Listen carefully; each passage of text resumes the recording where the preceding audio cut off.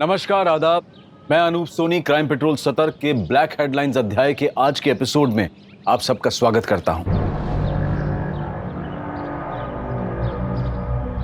पता नहीं ऊपर वाले ने किस मिट्टी से बनाया मुझे। लड़की देखते ही आउट ऑफ कंट्रोल हो जाता हूं। अजीब सा फितूर चढ़ने लगता है तन बदन में।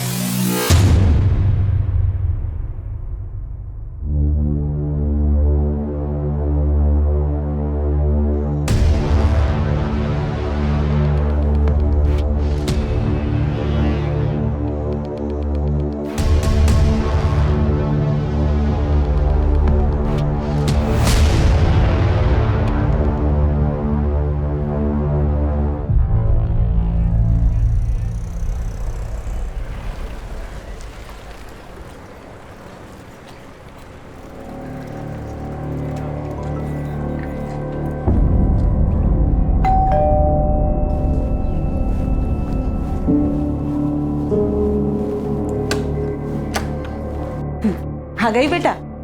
अच्छा जल्दी से फ्रेश हो जा, मैं तेरे लिए खाना लगाती हूँ। नहीं मम्मा, अभी भूख नहीं है। दीप्ति बेटा, क्या हुआ? बहुत परेशान दिख रही है। कुछ नहीं पापा, बस थोड़ा सा थक गई हूँ।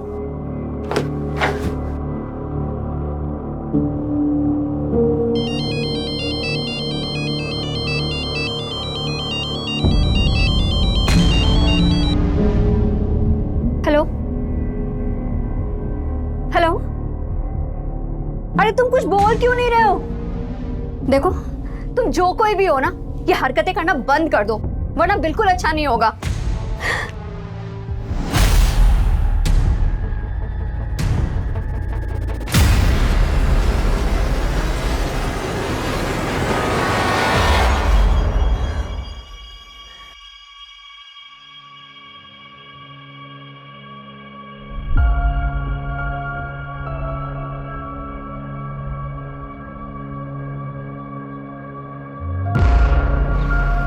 सरफराज, यहाँ क्यों खड़े? अरे कुछ नहीं भाईजान, बस देख रहा था हमारी बीवियाँ कितना काम करती है, कैसे मशरूफ रहती है काम में। जुबैदा, और तुम कहाँ मशरूफ थे? दिन भर से दिखाई नहीं दिए। देखा भाईजान, आपकी बहन एक बार मुझे देख न लेना तो दिन नहीं करता इनका। क्यों मिस कर रहे थे हमें? कमाल की जोड़ी है तुम दोनों की। एक साथ होते हो ना तो रौनक आ जाती है। अरे कहाँ भाभी जान, दूर के ढोल सुहाने होते हैं, वरना किस्मत तो अरबाज भाई की अच्छी है जो आप उनके गले का हार बनी। हमारी किस्मत में तो कांटे लगे हैं बस। अच्छा, बहुत चुपती हूँ ना मैं, भी बताती हूँ। आयशा, ये क्या कर रही हो? बहुत चुपती हूँ ना मैं। रुको रुको, अरे आयशा, आयशा ये क्या कर रही तुम? आयशा, ये बाहर निकलो। सरफराज, बच्चों की तरह। सॉरी भाभी, देखा तेरी मस्ती में भाभी के कपड़े खराब हो गए। तुम्हारे घर? अरे कोई बात नहीं, मैं चेंज करके आती हूँ।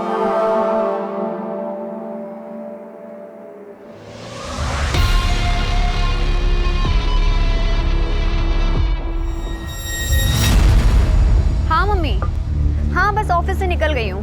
ध्यान से आना। मम्मी आप ज्यादा टेंशन मत लीजिए। अच्छा मम्मी एक बात बताना, वो राजन मेरा लैपटॉप रिपेयर करके दे गया? नहीं, तेरा लैपटॉप तो नहीं आया। अरे कितना बड़ा झूठा है, मुझसे तो कह रहा था दोपहर तक रिपेयर करके घर पहुंचा दूंगा। चलो मैं जाके देखती हूँ। भैया, समता नगर। हाँ।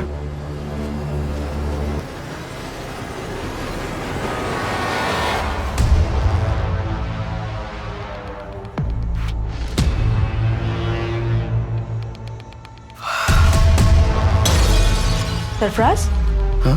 इतनी रात में क्या कर रहा है? कुछ भी नहीं, नींद नहीं आ रही थी तो पुरानी यादें ताज़ा कर रहा था।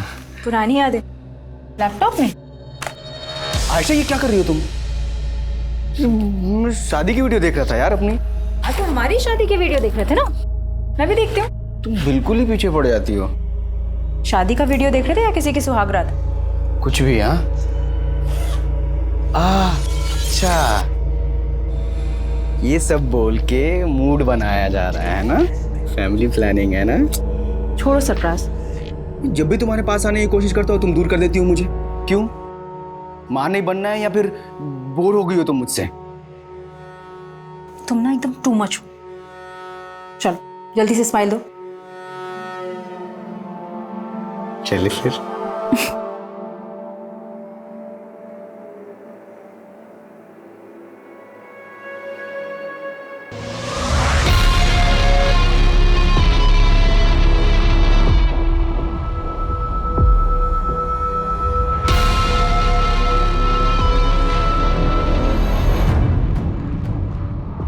कहते हैं कि इंसान अपने तौर तरीके बदल सकता है, लेकिन फितरत बदलना बहुत मुश्किल काम है। और अगर फितरत बुरी हो तो उसके फितूर और भी खौफनाक होते हैं। और ऐसे फितूर में जीने वाले कभी पीछे मुड़कर नहीं देखते, जबकि आगे सिर्फ तबाही होती है। और ऐसी ही तबाही सरफराज का भी इंतजार कर रही थी।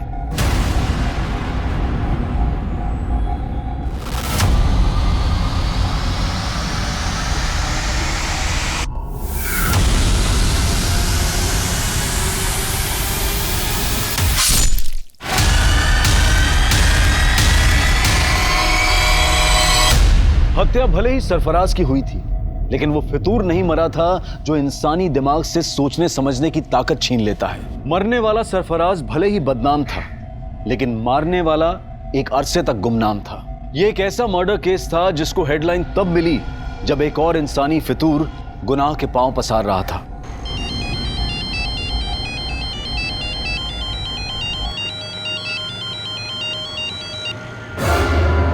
भैया जरा आराम से चलाइए आप।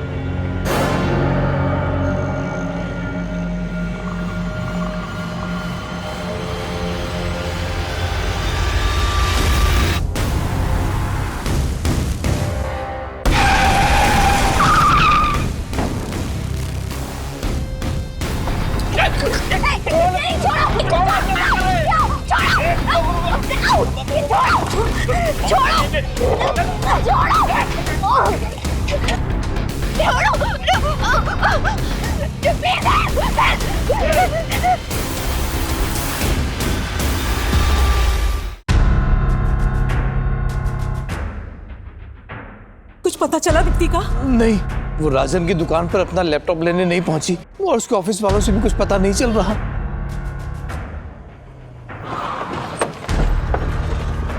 सर मैंने ही फोन किया था आपको। यहीं से अगवा करके ले गए सर। मैं उन्हें यहीं समता नगर लेकर जा रहा था, इतने में वहीं से 2 लड़के आए और उठा कर ले गए सर। उस गाड़ी का नंबर नोट किया जिसमें लड़की को लेके गए? नहीं सर, सब कुछ इतना जल्दी हो गया कुछ समझ में नहीं आया सर। लेकिन सर वैन ब्लू कलर की थी सर।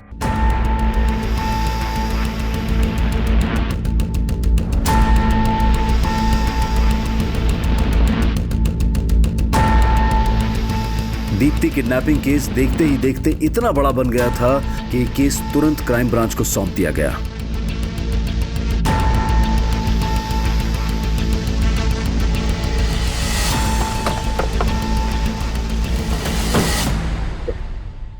जैन सर। जैन, क्या अपडेट? सर बोरीवली कॉम्प्लेक्स से किडनैपिंग स्पॉट तक उस ऑटो का ट्रेल चेक किया।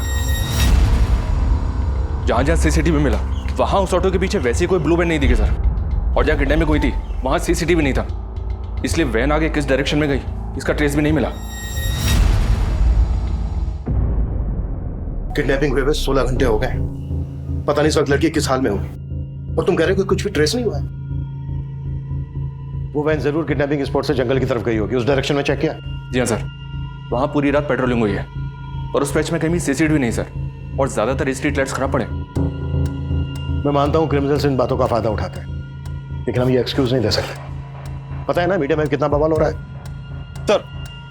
सर जिस लड़की की किडनैपिंग हुई थी उसकी पहचान पता चल गई है। कल देर रात एक दीप्ति नाम की लड़की की मिसिंग कंप्लेंट फाइल हुई थी और ये दीप्ति उसी एरिया में रहती है जहां से किडनैपिंग हुई थी। सर मैंने ऑटो वाले को इस लड़की की फोटो दिखाई तो उसने कहा कि वही लड़की है जो उसके ऑटो से किडनैप हुई थी।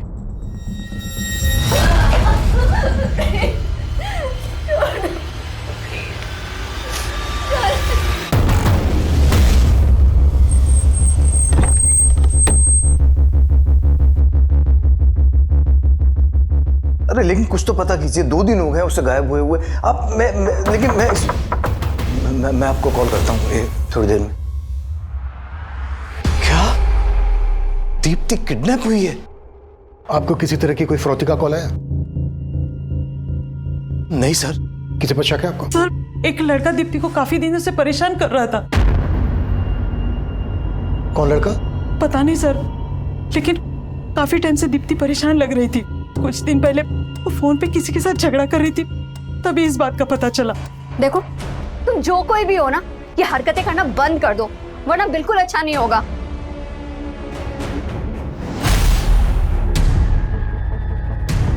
क्या बात है बेटा, किससे बात कर रही थी? मालूम नहीं मम्मा कौन है, आए दिन मुझे ब्लैंक कॉल करता रहता है और आजकल तो मेरा पीछा करना भी शुरू कर दिया है। और मम्मा आज तो उसने हद ही कर दी, मतलब इतना सब कुछ दीप्ति के साथ हो रहा था तो आप लोगों ने पुलिस कंप्लेन क्यों नहीं की? यही गलती हो गई सर, पता नहीं था कि दीप्ति के साथ। प्लीज सर, प्लीज उसका पता कीजिए सर। देखिए, हम पूरी कोशिश कर रहे हैं, ये काम है हमारा। आप लोगों ने कल दीप्ति को आखिरी बार कब देखा था? जी, कल सुबह जब ऑफिस जा रही थी। कहाँ ऑफिस है दीप्ति का? जी, बोरीवली में एबल कंप्यूटर्स नाम की कंपनी है, वहीं पर सेल्स एग्जीक्यूटिव है। ऑफिस से निकलते वक्त उसने अपनी मम्मी को फोन भी किया था। अच्छा मम्मी, एक बात बताना, वो राजन मेरा लैपटॉप रिपेयर करके दे गया? नहीं, तेरा लैपटॉप तो नहीं आया। अरे कितना बड़ा झूठा है, मुझसे तो कह रहा था दोपहर तक रिपेयर करके घर पहुंचा दूंगा। चलो मैं जाके देखती हूँ। दीप्ति रात को 9 बजे तक घर ही नहीं पहुंची, फिर उसका फोन भी बंद आने लगा। मैं राजन की दुकान पर गया पूछने के लिए, तो वो कहने लगा कि दीप्ति वहां भी नहीं पहुंची। ये राजन की शॉप कहाँ है? हाँ सर, दीप्ति मैडम मेरी पुरानी कस्टमर है, उन्होंने अपना लैपटॉप ठीक करने के लिए मुझे दिया था। राजन भाई, अरे ये लैपटॉप चेक कर लेना, आजकल बहुत हैंग कर रहा है और इसमें वाईफाई का सिग्नल भी नहीं शो करता है। अरे मैडम 2 मिनट में चेक करके बताता हूँ प्रॉब्लम क्या है। आप बैठो बैठो ओए, इधर मैडम के लिए कोल्ड ड्रिंक लेके आ जल्दी। नहीं राजन भाई, मुझे ना बहुत लेट हो रहा है, आप इसको सही करा के ना घर पहुंचा देना बस। आप इसे भी रखो और पहुंचा देना आप, ठीक है? अरे मैडम 2 मिनट में देख। कल शाम 7 साढ़े 7 बजे उनका फोन भी आया था मुझे।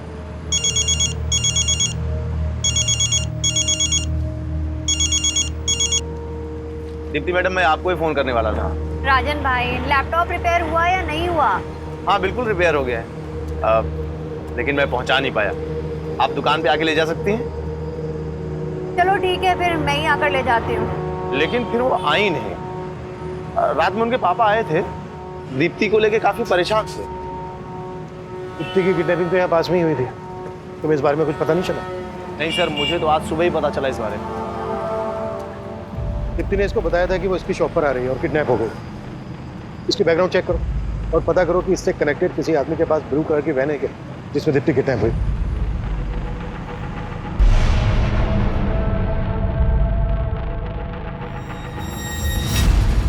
दीप्ति के पेरेंट्स ने बताया था कि कोई लड़का दीप्ति को ब्लैंक कॉल करता, स्टॉक करता। दीप्ति के कॉल रिकॉर्ड से स्टडी करो और जहां जहां दीप्ति का आना जाना था वहां सीसीटीवी फुटेज चेक करो। ये लड़का दीप्ति के ऑफिस, गली, मोहल्ले कहीं से भी कनेक्टेड हो सकता है।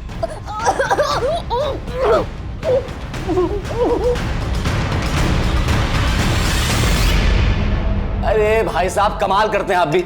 इतना सब कुछ हो गया, आपने बताया भी नहीं क्योंकि लड़का दीप्ति को परेशान कर रहा था। अब इतने गैर और इतने पराये हो गए हैं हम। बस जय, अभी ये सब बात करने की हालत में नहीं है हम लोग। अरे भाई साहब, हम समझ सकते हैं, लेकिन हम ऐसे हाथ पे हाथ रख के नहीं बैठ सकते। भाई साहब कुछ तो बताइए आप, ताकि हम जाके दीप्ति के बारे में कुछ तो मालूम करें, उसे ढूंढे जाके कम से कम।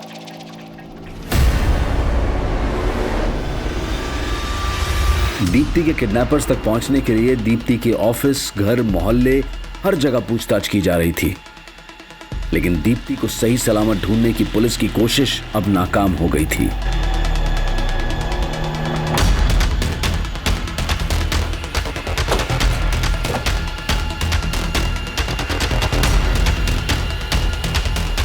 हटो हटो।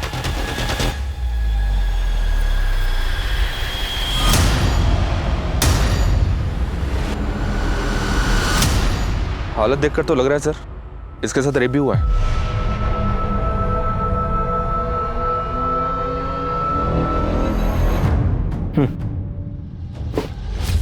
ये जगह किडनैपिंग लोकेशन से 7-8 किलोमीटर दूर है।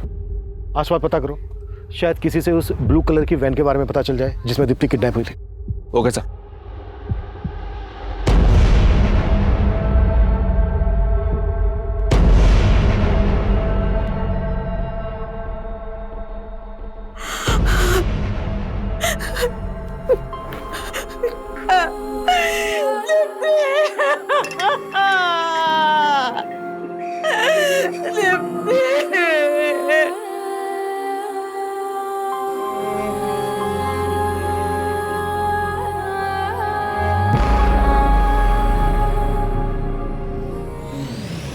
इस लड़के को जानते हैं आप लोग?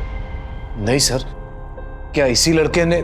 संकेत नाम है इसका नंबर हमें दीप्ति के कॉल रिकॉर्ड्स में मिला। इनफैक्ट ये अपने 2 अलग-अलग नंबर से दीप्ति को कॉल करता था। सर एक मिनट, मैंने इस लड़के को ही देखा है।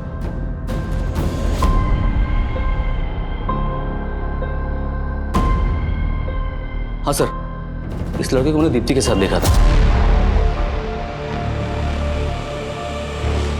दीप्ति बहुत गुस्से में लग रही थी। जब मैं वहां पहुंचा तो लड़का चला गया वहां से। दीप्ति क्या हुआ? निकलो यहाँ से तुम। कौन था ये? दीप्ति ने तो कुछ नहीं बताया। हो सकता है कि ये वही लड़का हो जो उसको स्टॉक कर रहा था। जब इस लड़के को दीप्ति के साथ देखा था आपने, कब की बात है? काफी समय पहले थी। कहाँ देखा था? दीप्ति के ऑफिस के बाहर। सर मैंने कुछ नहीं किया दीप्ति के साथ, वो मेरी अच्छी दोस्त थी इसलिए फोन करता था उसको। वो भी 2 नंबर से स्टॉक करता था उसको, पीछा करता था उसका? नहीं सर, मैं उसको स्टॉक क्यों करूंगा सर, वो मेरी बहुत अच्छी दोस्त थी, बल्कि मैं तो उसके साथ शादी भी करना चाहता था। अच्छा, तो बात यहाँ तक पहुँच गई थी? सर मैं झूठ नहीं बोलूंगा, मैं जिस कंपनी में जॉब करता हूँ उनको दीप्ति की कंपनी कंप्यूटर सप्लाई करती है, इस वजह से हमारी फोन पर बातें होती थी। उसके बाद हम दोनों एक दूसरे को पसंद भी करते थे। ये लो। Thank you. यार दीप्ति, तुम इतनी इंटेलिजेंट हो, MBA भी किया हुआ है तुमने, ये कंपनी में क्यों फंसी हो? तुम्हें तो बहुत अच्छे जॉब ऑफर्स मिल सकते हैं। फंसी नहीं हूँ संकेत, मैं ना बस सही मौके का इंतजार कर रही हूँ। सही मौका मिलते ही मैं सीधा अब्रॉड। सच में? और जॉब के अलावा क्या सोचा है तुमने? मतलब? मुझे नहीं पता कि तुम कैसे रिएक्ट करोगे, but I really like you. क्या तुम भी मुझसे? सर पसंद तो वो भी मुझे करती थी, पर सर दीप्ति शादी करने के लिए तैयार ही नहीं थी। संकेत, मैंने तुम्हें कितनी बार बोला है कि मैं शादी के लिए अभी प्रिपेयर नहीं हूँ। यार दीप्ति, तुम सिर्फ अपने बारे में सोच रही हो। क्या तुम मुझसे प्यार नहीं करती? यार बार बार वही सवाल। मैंने बोल दिया, अब मुझे इस टॉपिक पर कोई बात नहीं करनी है संकेत। सर उसके बाद तो उसने मेरा फोन उठाना ही बंद कर दिया, इसलिए मैंने दूसरा नंबर लिया था और उसको कॉल करता था मैं। हेलो, अरे तुम कुछ बोल क्यों नहीं रहे हो? सर 1-2 बार उसने फोन उठाया, लेकिन मैं बात करने की हिम्मत जुटा नहीं पाया, और जब बात करने की कोशिश की तो वो और ज्यादा नाराज हो गई थी। हेलो दीप्ति, कैसी हो तुम? तुम मुझे इतने दिनों से ब्लैंक कॉल कर रहे हो? नहीं दीप्ति, मैं तो बस तुम्हें। बस करो, तुम्हारी फितरत ना मैं बहुत अच्छी तरीके से जानती हूँ, और अब मुझे दोबारा फोन मत करना। सर मैं तो बस उसको एक बार मिलना चाहता था, लेकिन उसका कोई जवाब ही नहीं आया। और जब तेरी ये समझ में आया कि वो तुझे अवॉइड कर रही है तो ये बात तेरे से बर्दाश्त नहीं हुई, इसलिए तूने दीप्ति को किडनैप किया और उसके बाद उसका रेप किया और मर्डर कर दी। सर क्या बात कर रहे हैं आप? मैं सच बोल रहा हूँ, मैंने उसके साथ कुछ भी नहीं किया, मैं कसम खाता हूँ। जब तुमने उस लड़के को दीप्ति से झगड़ते हुए देखा तब मुझे क्यों नहीं बताया? उस दिन तो बड़ी बड़ी बातें कर रहे थे, अब मुझसे ही पूछ रहे हो कि लड़का कौन है? अरे भाई साहब, अगर तब बता देते ना तो बड़ी मुसीबत हो जाती। अच्छा ठीक है, आज बता रहे हैं तो क्या आप सुन रहे हैं? क्या कहना क्या चाहते हो तुम? भाई साहब कहना ये चाह रहे हैं कि आप दीप्ति को अच्छी तरह से जानते थे, वो कैसी थी। अगर तब बोलते ना तो कहते कि मेरी लाइफ में ताक झांक कर रहे हो। देख लिया ना आपने, आप लोगों से कितना छुपाती थी वो। खबरदार जो मेरी बेटी के बारे में कुछ बोला तो वो अब नहीं रही है। और नहीं भाभी जी, मेरे कहने का मतलब ऐसा नहीं था। तुम्हारा सब मतलब समझती हूँ मैं। मुझे ये बताओ कि तुम दीप्ति के ऑफिस के पास क्या करने गए थे? सर दीप्ति की पोस्टमार्टम रिपोर्ट के मुताबिक पहले दीप्ति को ड्रग्स देकर बेहोश किया गया, फिर उसका रेप किया गया। ये तो दीप्ति की लाश देखकर लग ही रहा था। Cause of death suffocation.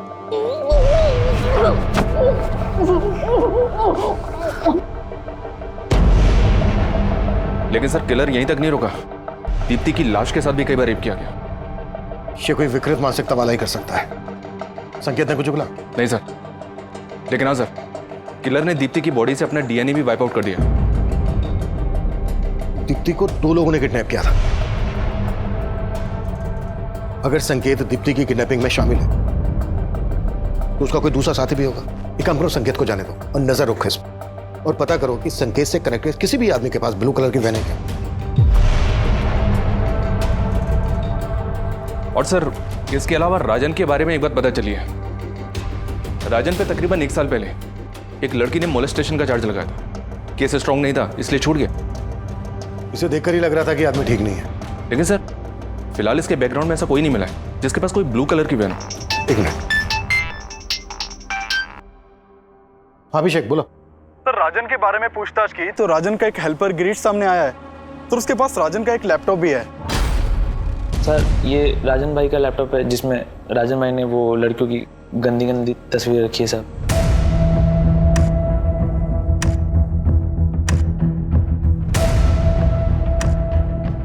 ये लैपटॉप तुम्हारे पास कैसे आया? साहब वो राजन भाई के यहाँ मैं बहुत सालों से काम करता था साहब, और पिछले 3-4 महीने की पगार वो मेरी लटका के रख रहे थे, और जब मांगने गया तो सब धक्का मार के बाहर निकाल दे रहे थे साहब। नहीं देता पगार, चल निकल यहाँ से, चल निकल।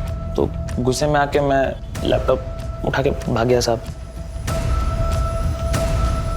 ये लैपटॉप में जो लड़कियां हैं कौन है ये? सर वो मालूम नहीं सर मुझे। राजन का दीप्ति को लेकर कैसा बिहेवियर था? साहब राजन भाई तो थोड़े अयास हैं साहब, मैंने साहब को बताया था साहब, और दीप्ति मैडम को लेके उनकी नज़र कुछ ठीक नहीं थी साहब। ठीक है, जाओ तुम। Thank you sir, thank you. Deepti के साथ जिस तरह से रेप किया गया उससे तो यही लगता है कि ऐसी मानसिकता वाला आदमी ऐसा कर सकता है। चेक करो, हो सकता है इसमें दीप्ति के भी फोटोग्राफ्स हो, और राजन को लेके आओ। सर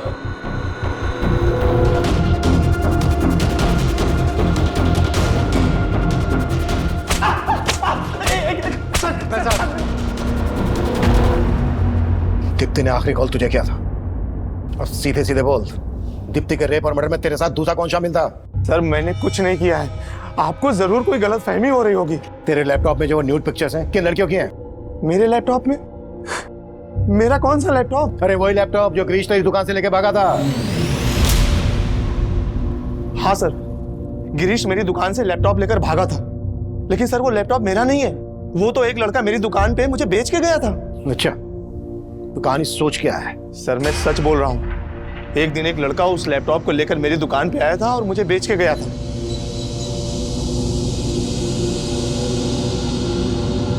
₹2000 मिलेंगे इसके? ठीक है, दो जल्दी। सर वो लैपटॉप बेचना चाहता था, मैंने ₹2000 में खरीद लिया। मैंने सोचा था कि इसको ऊंचे दाम में बेच दूंगा, मुझे नहीं पता था कि उस लैपटॉप में वो सब फोटोज हैं। कौन था वो लड़का? मुझे नहीं पता सर, वो तो मैंने पहली बार अपनी दुकान पे देखा उस लड़के को। सर मैं एक इज्जतदार आदमी हूँ। ओ इज्जतदार आदमी, सब पता किया हमने तेरे बारे में। मोलेस्टेशन का चार्ज लगा था तुझ पर। वो तो झूठा आरोप है सर मेरे ऊपर, मैं सच बोल रहा हूँ। ऐसे नहीं उगलेगा ये, उगलवा इस। Stop. Sir sir sir sir sir एक सर सर मैंने लैपटॉप चेक किया, पर इसमें दीप्ति की कोई फोटो नहीं मिली। हो सकता है दीप्ति की फोटोग्राफ इससे डिलीट कर दी गई, इसका डिलीटेड डेटा रिट्रीव करो। ओके सर, और एक बात सर, ये सारी फोटोज मॉफ्ड हैं। मॉफ्ड? जी सर। यानी न्यूड पिक्चर्स के ऊपर दूसरी लड़कियों के फेसेस लगाए गए। Right sir. और एक बात सर, मैं जब लैपटॉप चेक कर रहा था तो मुझे सरफराज नाम का एक फोल्डर मिला सर, जिसमें इस लड़के के कई फोटोज हैं। ये देखिए, लैपटॉप से ज़्यादा कुछ तो पता नहीं चला सर, लेकिन जब मैंने लैपटॉप के सीरियल नंबर से इसके बायर का पता किया तो पता चला कि कुरला के रहने वाले सरफराज ने लैपटॉप खरीदा है सर। और ये देखिए सर, लैपटॉप पे भी एस लगा है। हो सकता है सर लैपटॉप खरीदने वाला सरफराज और फोल्डर के अंदर जिसके फोटो हैं वो सरफराज, ये दोनों एक ही हैं।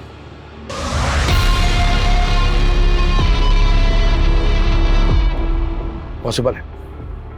अभिषेक, कुर्ला पुलिस से कांटेक्ट करो और सरफराज को लेकर आओ। सर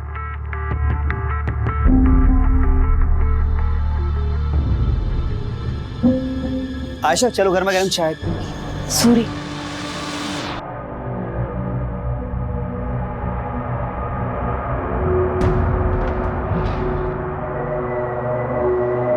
आयशा, मैं बहुत दिनों से तुमसे कुछ बात करना चाह रहा था। किस बारे में? माना कि तुम्हारी डिलीवरी में काफ़ी कॉम्प्लिकेशंस थी, लेकिन अब तुम फिट हो और जूही भी 1 साल की हो गई है। आयशा, तुम वही बिजनेस फिर से शुरू क्यों नहीं कर देती जो तुम जुबैदा भाभी के साथ करती थी? नहीं वसीम, अब हालात बहुत बदल गए हैं। मुझे नहीं लगता कि जुबैदा भाभी दोबारा वो काम शुरू करना चाहेंगी। तो तुम क्यों शुरू नहीं कर देती? क्यों? मेरा और जूही का खर्च चलाना मुश्किल हो रहा है क्या? आयशा, मैंने तुम्हारी हर मुश्किल को आसान किया है और तुम मेरे लिए मुश्किल नहीं बन सकती। और जूही, उसका नाम नहीं लिया तुमने। क्यों? वो सरफराज का खून है इसलिए?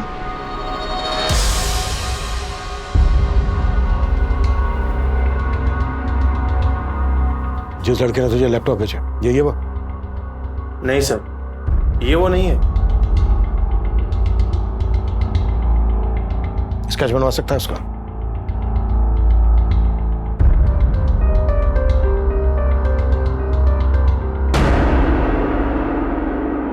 हाँ, वो लड़का कुछ कुछ ऐसा ही दिखता था। 2000 रुपए मिलेंगे इसके। ठीक है, दो। दीप्ति का जहां जहां आना जाना था वहां की मैंने सीसीटीवी फुटेज चेक करने के लिए बोला था। क्या अपडेट है उसका? सर हमने दीप्ति के फोन के लोकेशन के हिसाब से ऐसे कई एरियाज की फुटेज निकलवाई है, लेकिन सर फुटेज काफी ज्यादा है। फुटेज ज्यादा है तो ज्यादा आदमी लगाओ चेक करने के लिए। फुटेज में जहां जहां दीप्ति स्पॉट रही है वहां पर उसको स्टॉक करने वाला भी हो सकता है, और वो संकेत, राजन, सरफराज कोई भी हो सकता है, या फिर ये स्केच वाला भी हो सकता है, जिसका पता लगाना है। जी सर। दीप्ति की हत्या हुए अब 10 दिन बीत चुके थे, लेकिन दीप्ति के हत्यारे की तलाश में अब पुलिस को सरफराज से जुड़े ऐसे राज पता चलने वाले थे जो इस केस को और भी उलझा देने वाले थे। सर मैंने कुर्ला पुलिस से कांटेक्ट किया तो मालूम चला कि सरफराज पिछले 1.5 साल से लापता है। लापता है?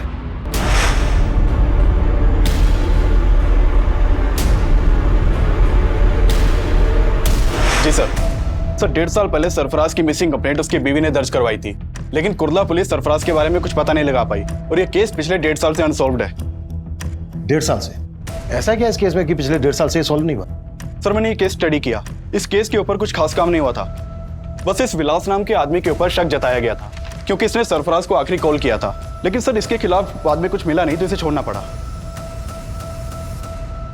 1.5 साल पहले सरफराज गायब होता है और 1.5 साल के बाद ये लड़का सरफराज का लैपटॉप राजन की दुकान पर बेचता है। दीप्ति राजन को लास्ट कॉल करती है और राजन की दुकान पर जा रही होती है। बीच रास्ते में ही दीप्ति का किडनैप हो जाता है, उसका रेप और मर्डर कर दिया जाता है। दीप्ति का रेप और मर्डर केस सरफराज के केस से जरूर ताल्लुक रखता है। सरफराज और इस स्केच वाले लड़के के बारे में पता लगाने के लिए हमें विलास और सरफराज से ताल्लुक रखने वाले सभी लोगों से मिलना पड़ेगा।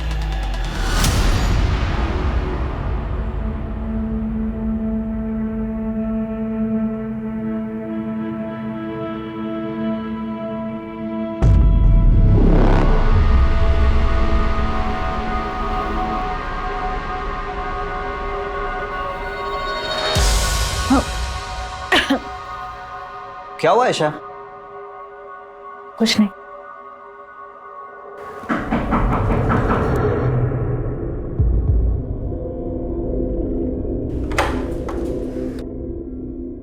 जी आयशा। जी हाँ। मैं inspector Abhimanyu Jindal, crime branch. हमें आपके पति सरफराज के बारे में आपसे कुछ बात करनी है। सरफराज? पूरे 1.5 साल बाद सरफराज के बारे में? पूछिए, क्या पूछना है? हमें आपके पति सरफराज का लैपटॉप मिला है। सरफराज का लैपटॉप? कहाँ? और सरफराज? ढूंढ रहे हैं उसे। दरअसल सरफराज का लैपटॉप दहीसर में दुकान पर बेचा गया और जिसने बेचा वो ये लड़का है। आप जानती हैं इसको? नहीं। सरफराज के लैपटॉप में हमें कुछ लड़कियों के फोटोग्राफ्स मिले हैं। उनके फेसेस कुछ न्यूड पिक्चर्स के साथ मॉर्फ किए गए। दहीसर के जिस एरिया में सरफराज का लैपटॉप बेचा गया, रिसेंटली उसी एरिया में दीप्ति नाम की लड़की का रेप और मर्डर किया गया। जानती हैं आप दीप्ति को? कभी आपने देखा था सरफराज के साथ इसे? जी नहीं, मैं इस लड़की को नहीं जानती, लेकिन मैं इतना ज़रूर जानती हूँ कि सरफराज के लैपटॉप में बहुत सारी लड़कियों के फोटोग्राफ्स थे, लेकिन मैंने कभी किसी लड़की के न्यूड फोटोग्राफ्स नहीं देखे।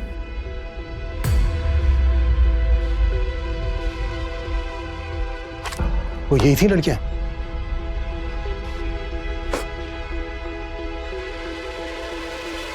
नहीं, मैं इनमें से किसी को नहीं जानती, लेकिन हाँ, सरफराज से ज़रूर जानना चाहती थी कि ये लड़कियां कौन थी, कौन है ये लड़कियां, और इनके फोटोग्राफ्स तुम्हारे लैपटॉप में क्या कर रहे हैं सरफराज?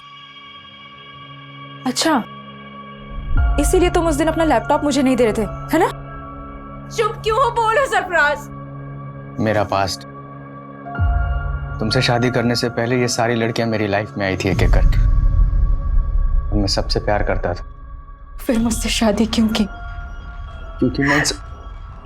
क्योंकि मैं इन सबके प्यार में नाकाम हो चुका था। मैं नहीं चाहता कि हमारा रिश्ता नाकाम हो। इतना सब जानते हुए भी मैंने सरफराज को माफ कर दी, लेकिन वो भरोसे के लायक ही नहीं था। एक दिन वही हमें छोड़कर चला गया। लेकिन सरफराज की मिसिंग कंप्लेंट लिखवाते वक्त ये बातें तो आपने बताई नहीं थी। क्योंकि मुझे उम्मीद थी कि एक दिन वो लौटकर जरूर आएगा। मेरे पेट में उसका बच्चा था, लेकिन ना तो उसे मेरी परवाह थी, ना ही अपने बच्चे की। अगर वसीम ना होते, ना तो आज मैं जिंदा होती, ना ही मेरी बच्ची। वसीम? आप ही वसीम है? जी सर, मैं वसीम, सरफराज का दोस्त। और अब हम पति पत्नी। हाँ सर, आज से 1.5 साल पहले से मैं सरफराज के कांटेक्ट में था सर। वो एक ब्रोकर था और मुझे एक प्लॉट की तलाश थी सर, और इसलिए मैं उससे मिला था। और ये बात सर मैंने कुर्ला पुलिस को भी बताई थी। लेकिन 1.5 साल बाद अब हमें पता चला है कि इस आदमी ने सरफराज का लैपटॉप दहीसर में बेचा था। क्या उस दौरान कभी इस आदमी को सरफराज के साथ देखा था? नहीं सर, सर मुझे ध्यान में नहीं है। शायद कभी देखा होगा सरफराज के साथ में। इसका नाम सरफराज है। ये 1.5 साल से लापता है। क्या इसको जानते हैं आप लोग? कभी दीप्ति के साथ देखा हो इसको?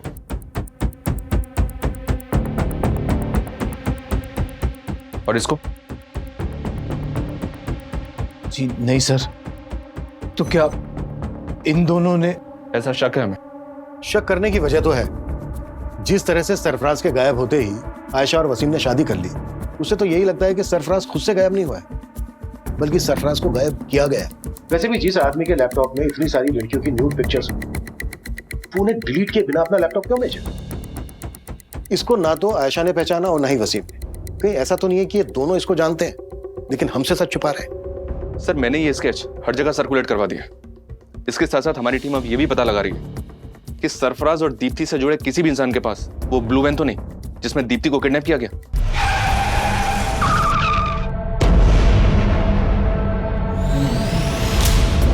सरफराज के लैपटॉप में जितनी भी लड़कियों के फोटोग्राफ्स हैं, हमें उन सबकी पहचान पता करनी होगी। आशा का कहना है कि इन सभी लड़कियों के साथ सरफराज का अफेयर था। अगर ये सच है तो पॉसिबल है दीप्ति भी सरफराज का पास्ट हो। लैपटॉप का डिलीटेड डेटा रिट्रीव हुआ? फिलहाल तो नहीं सर, जल्दी हो जाएगा।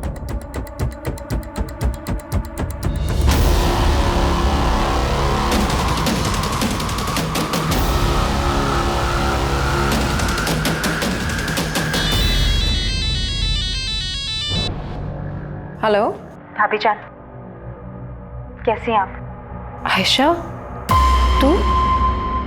लगता है अब तो आपने मेरा नंबर भी डिलीट कर दिया अपने मोबाइल से। अरे नहीं, वो फोन बदल दिया है। बदल तो बहुत कुछ गया है भाभी।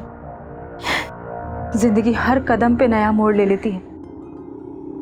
आयशा, तू ये क्या कह रही है? मैं कुछ समझी नहीं। मुझे तो लगा था आप खुद ही फोन करके बता देंगे, लेकिन कोई बात नहीं, मैं ही पूछ लेती। पुलिस को क्या बताया आपने मेरे बारे में? पुलिस? आयशा, आयशा ये क्या कह रही है तू? क्यों? पुलिस सरफराज के बारे में पूछताछ करने के लिए आपके पास नहीं आई?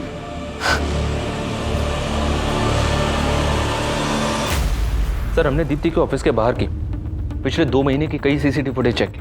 उनमें से कई फुटेज में दीप्ति संकेत के साथ दिखाई दे रही है। लेकिन सर, फुटेज में संकेत दीप्ति को स्टॉक करता हुआ नहीं दिखाई दे रहा है। लेकिन दीप्ति को लगता था कि कोई लड़का उसको स्टॉक करता था, पीछा करता था उसको। बाकी की फुटेज भी चेक करो। जी सर। और एक बात है सर, दीप्ति की हत्या से 2 दिन पहले उसका चाचा उसके ऑफिस के बाहर देखा गया था। मैंने और चेक किया तो पता चला कि दीप्ति का चाचा अक्सर दीप्ति के ऑफिस वाले एरिया में जाया करता था। इसके खिलाफ मिला कुछ? अनमेरिड, जॉबलेस, फ्रस्ट्रेटेड आदमी है सर। शराब की भी लत है। कुछ साल पहले तक दीप्ति के पेरेंट्स के साथ ही रहता था। दीप्ति के फादर इसकी आदतों से परेशान थे, इसलिए इसे अलग कर दिया। जयेश घर में अपना हिस्सा मांग रहा था सर, और दीप्ति घर बेचने के खिलाफ थी। हाँ सर, ये बात सही है कि जयेश चाहता था कि मैं घर बेच दूं और उसे उसका हिस्सा दे दूं। लेकिन दीप्ति ये नहीं चाहती थी कि ये घर बिके। चाचा, आप किस मुंह से अपना हक मांग रहे हैं? दीप्ति, हम दोनों भाइयों के पीछे बोलने की जरूरत नहीं है तुझे। क्यों? क्यों ना बोलूं? आप भूल गए जब आपको बिजनेस करना था आपने 10 लाख रुपए का लोन लिया था और आपका बिजनेस तो ठप हो गया। उसकी किस्तें किसने चुकाई? मैंने और पापा ने। तू हद से ज्यादा नहीं बोल रही है? हाँ? क्यों? आप भी हद में कहाँ रहते हैं? काम आपको आता नहीं है और नशा आपसे छूटता नहीं है। अपने हद में रह जयेश, वो जो बोल रही है वो सही बोल रही है। तो आपको कभी लगा नहीं कि जयेश ऐसा कुछ? सर, माना कि जयेश से हमारी बनती नहीं है, लेकिन वो ऐसा नहीं कर सकता। ये ऐसा समझ सकते हैं सर, लेकिन मुझे किसी पे भरोसा नहीं। मेरी बेटी को किसी दुश्मन से कम नहीं समझता था वो।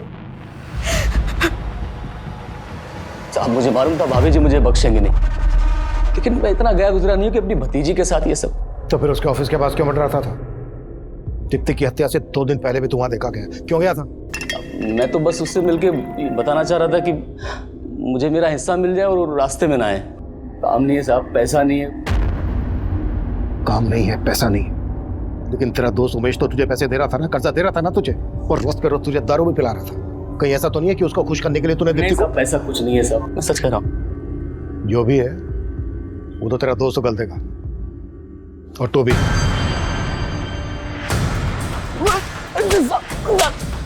मैंने कुछ नहीं किया था सर। इस लैपटॉप का डिलीटेड डाटा रिट्रीव कर लिया गया है सर। इसमें दीप्ति के फोटोज नहीं मिले।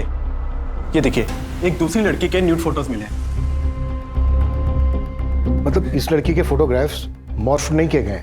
नहीं सर, ये फोटोज मॉर्फ नहीं किए गए, बल्कि ओरिजिनली ऐसे ही खींचे गए हैं।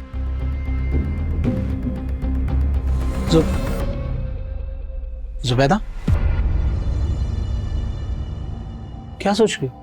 आपने हमेशा अपनी बहन के बारे में सोचा, कभी उसकी जिंदगी दागदार नहीं होने दी, लेकिन मुझ पर लगा ये दाग मुझे हमेशा परेशान करता रहेगा।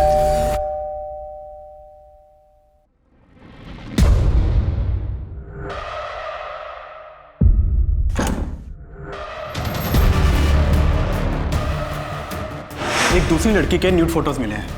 मतलब इस लड़की के फोटोग्राफ्स मॉर्फ नहीं किए गए? आप कुछ बोल क्यों नहीं रही हैं? सरफराज के लैपटॉप में आपके ये फोटो होने की कोई तो वजह होगी। वजह थी, सरफराज अय्याज था, गलती हमारी भी थी। मैंने बिना जाने बिना परखे अपनी बहन की शादी उसके साथ करवा दी, और उसके बाद उसको पड़ोस में ही घर दिलवा दिया। फिर वो मेरी बीवी पे ताक झांक करने लगा।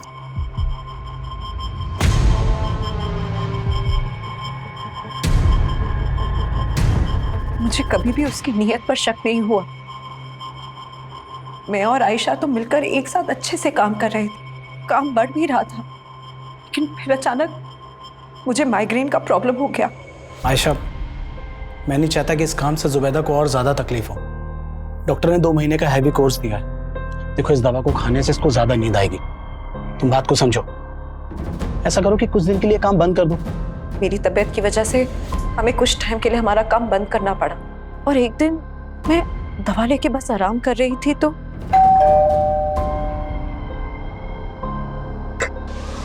हाय भाभी। क्या हुआ? आपकी तबीयत ठीक नहीं है? नहीं, वो थोड़ा सर बहुत चकरा रहा था।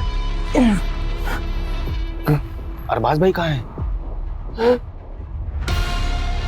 अगर आपकी तबीयत इतनी खराब थी तो मुझे बताना चाहिए था। मैं दवा के नशे में थी, और फिर अचानक न जाने कैसे मेरी आंख लग गई,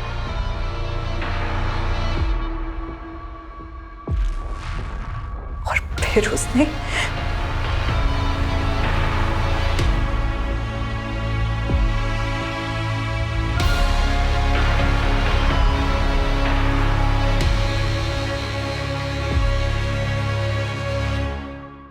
तब मुझे कुछ नहीं पता चला, लेकिन जब आँख खुली तो फिर अरबाज घर वापस आए तो मैंने उन्हें सब कुछ बता दी। मैं तो उसी वक्त पुलिस के पास जाना चाहती थी, लेकिन इन्होंने मना कर दिया। उसके बाद हम यहाँ मेरे मायके चले आए, लेकिन सरफराज ने उसके बाद मुझे ब्लैकमेल करना शुरू कर दिया। सरफराज, तुम ये सही नहीं कर रहे हो। मैं आयशा को सब कुछ बता दूंगी। तो बता दो, डरता नहीं हूं मैं। सरफराज, सरफराज, क्यों तू मेरी बहन और मेरी बीवी की जिंदगी बर्बाद कर रहा है? ठीक है, आप जैसा बोल रहे हो मैं वैसा ही करूंगा। बस एक रात के लिए जुबैदा को मेरे साथ छोड़ दो। चिल्ला मत। अगर मेरी बात नहीं मानी तो जुबैदा की फोटो इंटरनेट पे अपलोड कर दूंगा। सर, उसने नाक में दम कर दिया था, इसीलिए तुमने उसे अपने रास्ते से हटा दिया? नहीं, इसकी मदद से? नहीं सर, हम इसे नहीं जानते सर। जुबैदा और अरबाज सस्पेक्ट नजर आ रहे थे, लेकिन सरफराज के साथ क्या हुआ होगा इसको लेकर पुलिस नतीजे तक नहीं पहुंच पा रही थी और उन्हें उस आदमी की तलाश थी जिसने सरफराज का लैपटॉप राजन को बेचा था। वहीं जुबैदा के अलावा सरफराज के लैपटॉप में कई लड़कियों के आपत्तिजनक फोटो थे और पुलिस एक एक करके हर लड़की को आइडेंटिफाई कर रही थी, लेकिन उनमें से ज्यादातर लड़कियों का कहना था कि वो सरफराज को ठीक से जानती तक नहीं थी। पुलिस के मन में बार बार ये सवाल उठ रहा था कि 1.5 साल पुराना वो केस दीप्ति के रेप और मर्डर से कैसे जुड़ा था। सर, हमने इस फुटेज को क्लोजली एग्जामिन किया तो ये देखा, 1-2 जगह और ये दीप्ति के पीछे जाता हुआ देखा। शर्मा, पता करो इसके साथ दूसरा और कौन था। जी सर। सर मैंने कुछ नहीं किया था सर, मैंने क्या किया सर? सब पता चल गया है हमें। तू ही दीप्ति को स्टॉक करता था, पीछा करता था उसका, और हमने तेरे उस मैकेनिक दोस्त नरेश के बारे में भी पता लगा लिया, जिसके गैरेज की ब्लू कलर की वैन में तुम दोनों ने मिलकर दीप्ति को किडनैप किया। तेरे उस मैकेनिक दोस्त ने सब कुछ उगल दिया है। बेहतर यही होगा कि तू भी उगल दे। सब राजन भाई नहीं है क्या? राजन भाई तो बाहर है। अच्छा, मेरा हार्ड ड्राइव ठीक हो गया? हाँ, वो हो गया ठीक मैडम। दो अच्छी लगती थी दीप्ति मुझे। दिन रात उसका चेहरा मेरे मन में घूमता रहता था, छूना चाहता था मैं उसको। पागल हो गया था मैं, पागल।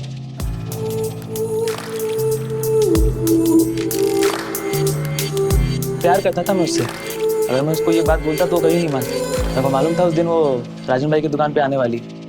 आप दुकान पे आके ले जा सकती हैं? अपने दोस्त का प्लान बना के उठा लिया उसको।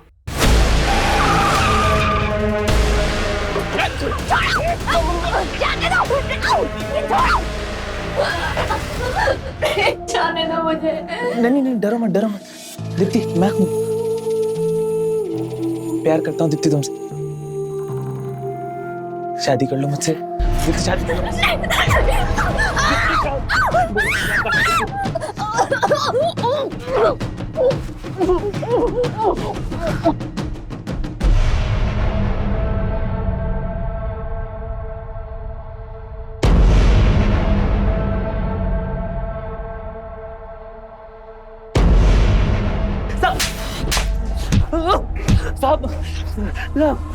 मरते तब तक तू उसका रेप करता रहा और मरने के बाद भी बोलता है प्यार करता था। कुत्ता साले, और इतना कुत्तों की इसकी चीखें पुलिस स्टेशन के 1 किलोमीटर दूर तक सुनाई देनी चाहिए। दीप्ति एक ऐसे गुनाह का शिकार हुई थी जिसको लेकर हम आए दिन आक्रोश से भर उठते हैं, पर कुछ कहते नहीं, कुछ करते नहीं। और आज ये बेबसी हम सब महसूस कर रहे हैं, लेकिन इसकी कोई रोकथाम नजर नहीं आ रही। दीप्ति रेप और मर्डर केस पुलिस सॉल्व कर चुकी थी, लेकिन सरफराज मर्डर केस अब भी बिना नतीजे के था। पुलिस अब भी सरफराज को मिसिंग मानकर ढूंढ रही थी, जो कि जुबैदा और कई और लड़कियों का गुनहगार नजर आ रहा था। सर, ये स्केच शाद नाम के लड़के का है। ये साइन में एक फैक्ट्री में काम करता है और सर 1 महीने से गायब। और सर ये भी पता चला है कि ये शाद इस विलास के टच में भी था। जब 1.5 साल पहले सरफराज गायब हुआ था तो उसे आखिरी कॉल इसी ने किया था।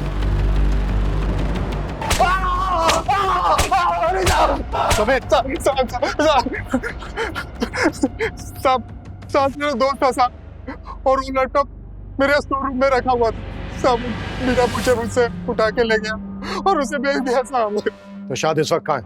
आपने उसका स्केच दिखाया था ना, मैं डर गया था साहब, मैंने उसे गांव भेज दिया। तो तूने और शाद ने मिलकर सरफराज को गायब किया था? नहीं साहब, शाद ने कुछ नहीं किया है साहब। तो फिर कौन मिला हुआ था तेरे साथ? कहाँ है सरफराज? क्या किया उसके साथ?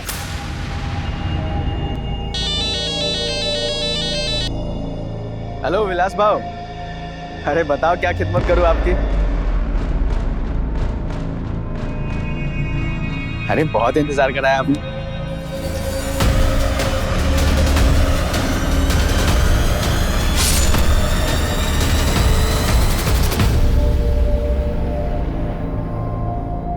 लैपटॉप निकाल ले उसका, निकाल जल्दी।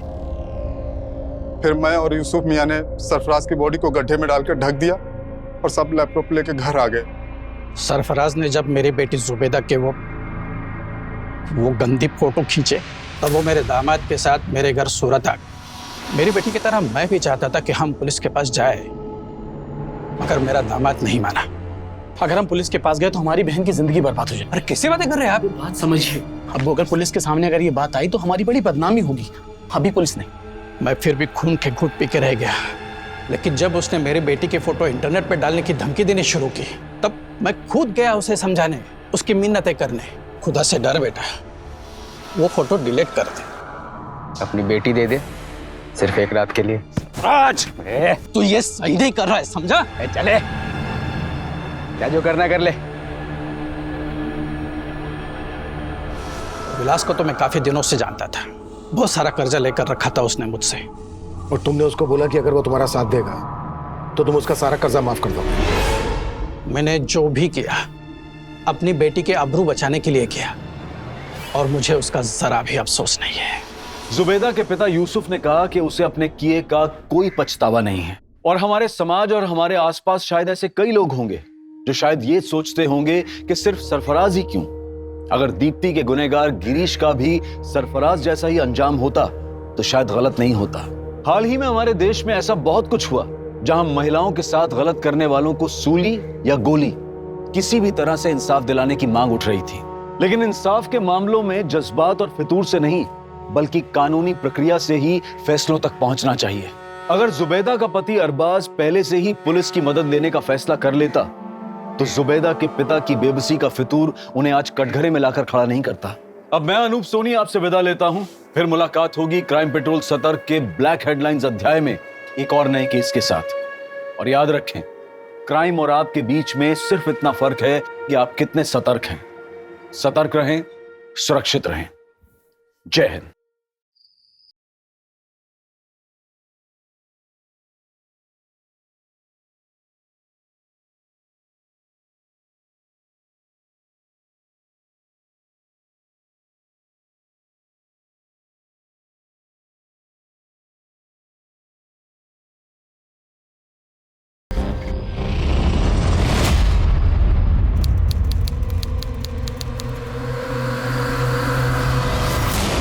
मैं पुलिस वाली हूँ। अगर मेरे साथ कुछ भी गलत करने की कोशिश की ना तो पुलिस तुझे छोड़ेगी नहीं। रुक, अभी दिखाती। रुक। बचाओ कोई, बचाओ, बचाओ, छोड़ दो प्लीज, छोड़ दो।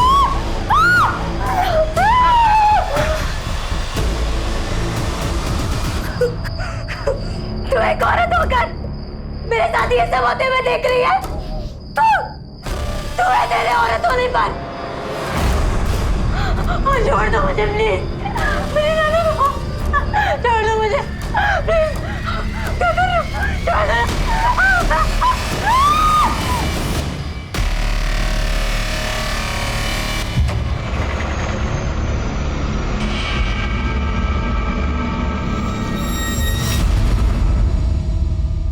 नमस्कार, आदाब।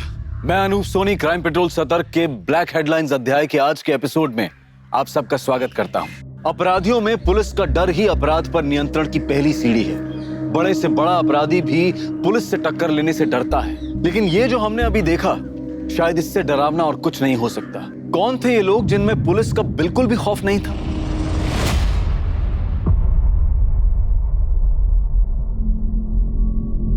आरव, इकड़े बस, मैं आई को देख के आता हूँ। बाबा, आई ड्यूटी पर ही है ना? अब पता नहीं बेटा, मैं पूछ के आता हूँ। ओ काले, जरा भागा मुलगड़े। अरे सर प्रमोद, तेरी तो नाइट ड्यूटी है, सुबह क्यों आ गया? साहब मैं ड्यूटी के लिए नहीं आया, मैं कामिनी को देखने के लिए आया हूँ। वो रात को इलेक्शन ड्यूटी के लिए गई थी, लेकिन अब तक घर लौटी नहीं है। अब तक नहीं है? रीगा में सर, कल जो इलेक्शन ड्यूटी पे टीम गई थी वो वापस आ गई? सर एक मिनट चेक करता हूँ। सर हमारे पुलिस स्टेशन से 5 लोगों की ड्यूटी लगी थी, उनमें से आज 3 लोगों की नाइट ड्यूटी है और 2 की डे की। सर उनमें से चेतना सिरके ने रिपोर्ट की है, मगर कामिनी सकपर ने अभी तक रिपोर्ट नहीं की। सर रिपोर्ट तो तब करेगी जब वापस आएगी, वो वापस आई नहीं। ये चेतना का है? सर हम सभी इलेक्शन ड्यूटी के बाद वापस आ गए थे और तीनों कांस्टेबल बस से निकल गए थे और मैं और कामिनी उसकी स्कूटी से आ गए थे। उसने मुझे मेरे घर के पास ड्रॉप किया और वो निकल गई।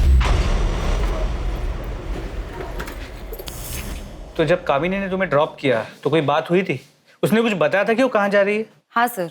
अरब घर पर वेट कर रहा होगा मेरा, उसको मेरे बिना नींद कहाँ आती। चल अपना ध्यान रखना। चल बाय बाय। पर साहब कामिनी तो घर आई ही नहीं। तुमने उसको फोन किया?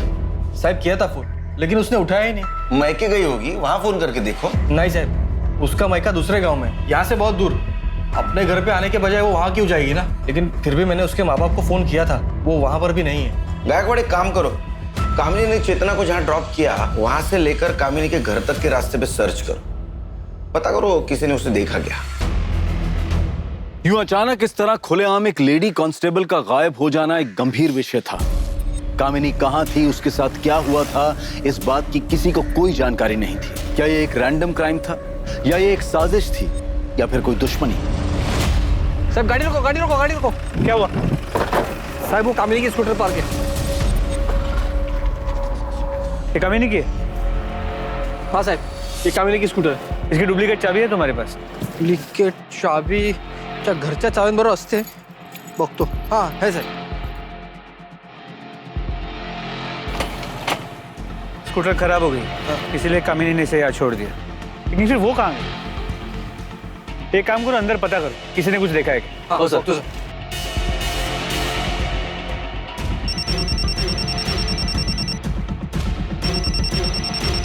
हाँ बोलो गायकवाड़। सर कामिनी की स्कूटी यहाँ हाईवे के पास मिली है, खराब हो गई, लेकिन ये समझ में नहीं आ रहा कामिनी कहाँ गई। एक काम करो गायकवाड़, कामिनी का फोन सर्वेलेंस पे डाल दो।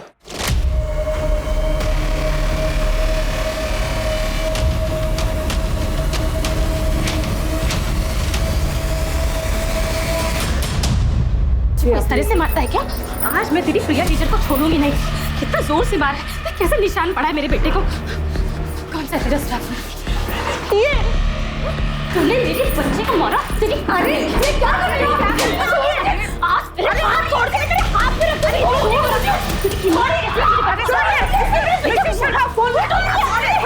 अरे सुनो, बच्चों को मारेगी, बच्चों को मारेगी, बच्चों को मारेगी, मेरे बच्चे को मारेगी, बच्चे को मारेगी। सर इससे कुछ बोला ही नहीं, आके सीधा मारना शुरू कर दिया। सर इतनी बुरी तरीके से बाल खींचकर मारा है इसने। सर ऐसे कोई टीचर को मारता है क्या? ये टीचर नहीं है, जल्लाद है, जल्लाद। इतने छोटे बच्चे को कोई बुरी तरह से मारता है क्या? आपको विश्वास नहीं है ना? ये देखिए, देखिए मेरे बेटे के हाथ पे निशान। ऐसे कोई मारता है क्या? सर मुझे इस औरत के खिलाफ कंप्लेंट लिखवानी है। अरे तू क्या मेरी कंप्लेंट लिखवाएगी? मैं इसकी कंप्लेंट पहले लिखवाऊंगी सर, क्योंकि इसने मेरे बच्चे को पहले मारा है, फिर मैंने इसे मारा है। नहीं साहब, हमें कोई कंप्लेंट नहीं लिखवानी। अरे ऐसे कैसे हम कंप्लेंट नहीं लिखवाएंगे? जया तुम शांत हो जाओ, शांत हो जाओ तुम। देखो ये हमारे बच्चे की गुरु है, और गुरु का दर्जा भगवान के समान होता है। इन्होंने अगर प्रीतम को मारा भी है तो जरूर उसके भले के लिए मारा होगा। मैडम मैं आप लोगों से अपनी बीवी की तरफ से हाथ जोड़ के माफी मांगता हूँ। आज के बाद दोबारा ऐसा कभी नहीं होगा। चलो चलो जया, आ जाओ। प्रीतम आ जाओ। चल।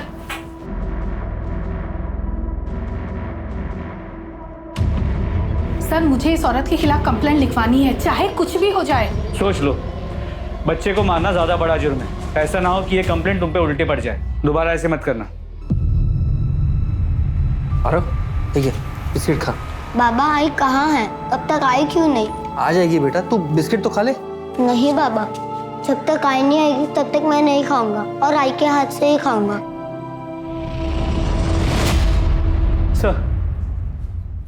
सर कामिनी का फोन अभी स्विच ऑफ है, लेकिन अभी 1 घंटे पहले तो उसका फोन ऑन था, हाईवे पे मूव कर रहा था। सर हाईवे पेट्रोलिंग पुलिस का फोन आया था। हाईवे के बाजू में सर्विस रोड है, वहां पर एक औरत की डेड बॉडी मिली है। आरव कहाँ से करते हो? खाना बिस्किट।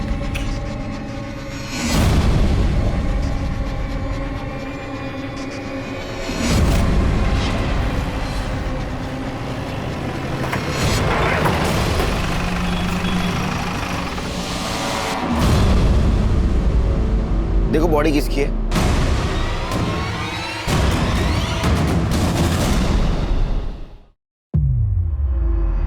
सर ये बॉडी कामिनी की नहीं है। बॉडी अच्छी तरह से चेक करो, देखो कुछ मिलता है क्या।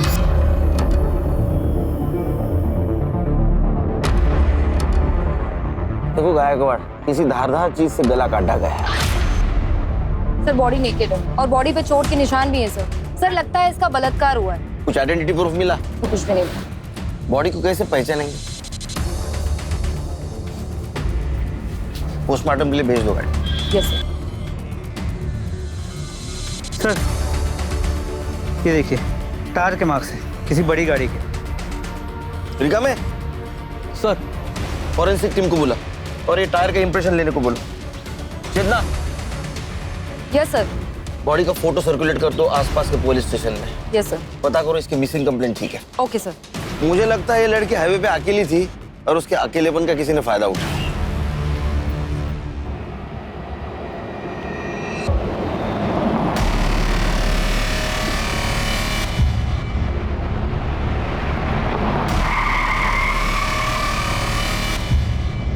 कहाँ जाना है आपको? चलो हम छोड़ देते हैं, हम इसी तरफ जा रहे हैं। नहीं, मैं बस से चली जाऊंगी। अरे बस से तो तभी जाओगी जब यहाँ कोई बस रुकेगी। यहाँ कोई बस स्टॉप नहीं है, आ जाओ हम छोड़ देते हैं। अरे डरो मत, हम अकेला नहीं है, हमारे साथ में हमारी भाभी भी है।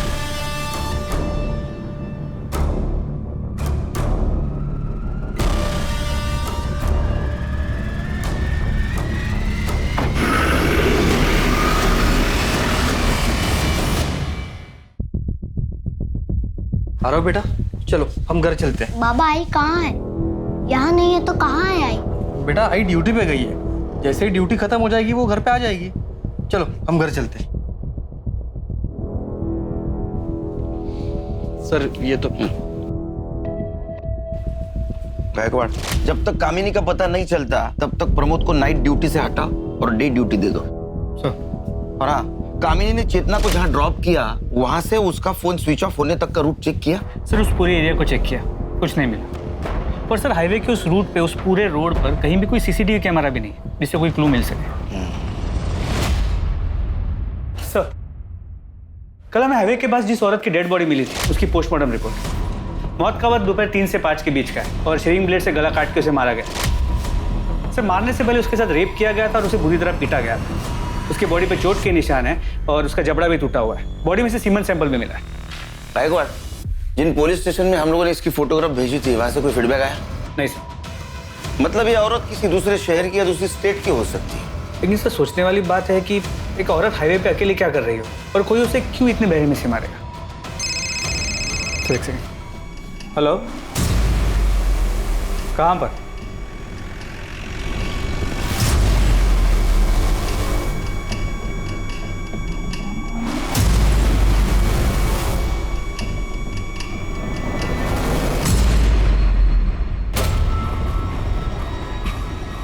अरे प्रमोद, घबराओ मत, कामिनी नहीं है।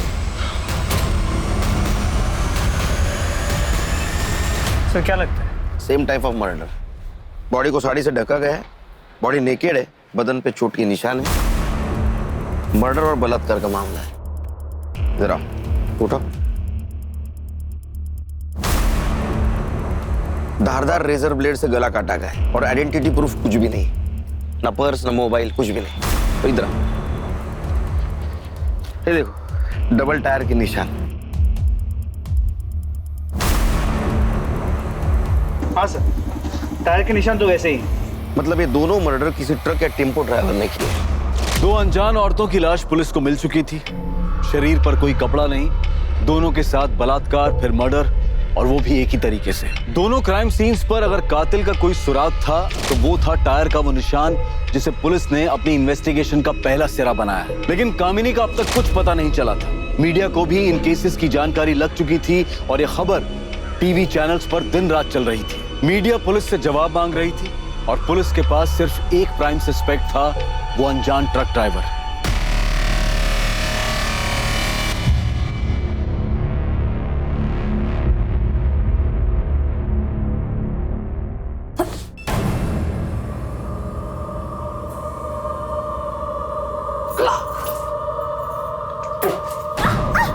क्या रे, पेट से है तू? कैसे, किधर से आया बच्चा? गंदा करने लगी। तेरे सेठ ने पैसों के बदले तेरे पेट में यह पाप दिया है? कहाँ मुंह काला करा है? नहीं, आप गलत समझ रहे हैं। नहीं, ऐसा नहीं है। ऐसे नहीं है तो फिर कैसा है? कहाँ मुंह काला करा के ये बोल। वो truck driver. Truck driver? Truck driver ने जबरदस्ती की थी मेरे साथ। झूठ बोल रही है? बोल, कहाँ मुंह काला करा के आया? रोक, आज मैं तुझे छोड़ूंगा नहीं। भाग किधर है? रोक, रोक। भाग किधर है? अरे किसन क्या कर रहा है? अरे छोड़ो मुझे, इज्जत मिट्टी में मिला के रख दी। जिन 2 औरतों की बॉडी हमें मिली थी उनकी डिटेल्स आसपास के सभी पुलिस स्टेशन में भेजी थी, लेकिन कहीं से भी कोई इन्फॉर्मेशन नहीं मिली जिससे उनकी पहचान हो सके। कमाल लगा एक बार, 2 औरतों के साथ रेप होता है, उनका मर्डर होता है, उनको पहचानने वाला कोई नहीं। अरे कोई तो होगा उनको पहचानने वाला। पर हाँ सर, जिन मेन पॉइंट्स पे हमने नाकाबंदी की थी वहां पर भी कोई सस्पिशियस ट्रक या टेम्पो नहीं मिला है। कांस्टेबल कामिनी का क्या हुआ? तो तलाश जारी है, लेकिन अब तक उसका कुछ पता नहीं चल पाया। ये प्रमोद और कामिनी का घरेलू मामला रहेगा। झगड़ा अनबन ऐसा कुछ हुआ होगा उनमें। उनकी शादीशुदा जिंदगी के बारे में कुछ जानते हो? नहीं सर, इस बारे में मुझे कुछ नहीं पता। तो पता करो अपने स्टाफ से, इन दोनों में से किसी का अफेयर चल रहा था क्या? और इस बात की भनक प्रमोद को नहीं लगनी चाहिए। सर, पैसों के लिए पता नहीं कहाँ कहाँ मुंह मारती फिर रही है पेट से। क्या हो रहा है सब? मैडम, ये मेरी बीवी किसी और का पाप अपने पेट में लेकर घूम रही है, और जब मैंने इसे पकड़ लिया तो कह रही है कि किसी ट्रक वाले ने इसके साथ जबरदस्ती की है। हेड़ा बना रही है मुझे।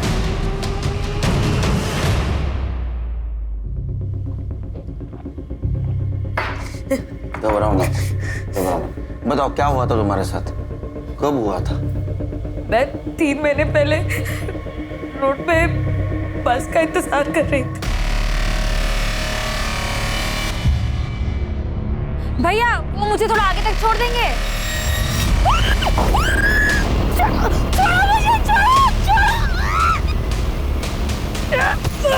उन लोगों ने मेरा बहुत दूर तक पीछा किया, लेकिन मैं कैसे भी करके जान बचा के भाग गई। तुम्हारे पति का कहना है कि तुम उससे झूठ बोलती हो, अक्सर तुम 4-5 दिन घर से गायब रहती हो, ऐसा क्यों? साहब, मैं घर काम करके अपना गुजारा करती। सेठ लोग कभी कभी अपने बच्चे या फिर बूढ़े माँ बाप को छोड़कर बाहर जाते हैं और मुझे देखभाल करने के लिए कहते हैं। उसका अलग से पैसा भी देते हैं मेरे को। मैं अकेले कमाने वाली घर में, तो जहाँ से 2 पैसे मिलते हैं मैं वहाँ पे काम कर लेती हूँ। साहब, वो टेम्पो ट्रक के डिटेल्स बता सकते हो? उसका कलर कैसा था, डिजाइन, उसका नंबर याद है? सब कुछ इतना अचानक हो गया कि मुझे कुछ समझ में नहीं आया, और वो लोग मुझको घसीट कर जंगल में ले गए थे। वहां से ट्रक नहीं दिख रहा था। उन दोनों का हुलिया याद है? हाँ साहब, याद है। स्केच बनवाने में मदद करोगी? हाँ। इसका कहना है कि 3 महीने पहले इसके साथ रेप हुआ था। मतलब 3 महीने से चल रहा है? सर 3 महीने पहले तक ये लोग औरतों को सिर्फ रेप के लिए टारगेट कर रहे थे, अब मर्डर करने लगे। शायद इन्हें ये गलत फहमी हो गई है कि ये लोग कभी पकड़े नहीं जाएंगे। वो इसलिए कि उनके खिलाफ अभी तक कोई कंप्लेंट लिखवाने नहीं आया। सर अक्सर बलात्कार की शिकार औरतें घर वालों के प्रेशर और सोसाइटी में बदनामी के डर से चुप रह जाती है, लेकिन अब ये लोग मर्डर्स करने लगे, बॉडीज मिलने लगी और ये मामला सामने आ गया। बैकवर्ड कोई भी हो, बचना नहीं चाहिए। जैसे केस कंप्लीट हो जाए सारे पुलिस स्टेशन, आरटीओ ऑफिस और टोलना का भी सर्कुलेट कर दो। सर अच्छा, ये प्रमोद और कामिनी के मैरिज लाइफ के बारे में कुछ पता चला? सर अंदर बात करें।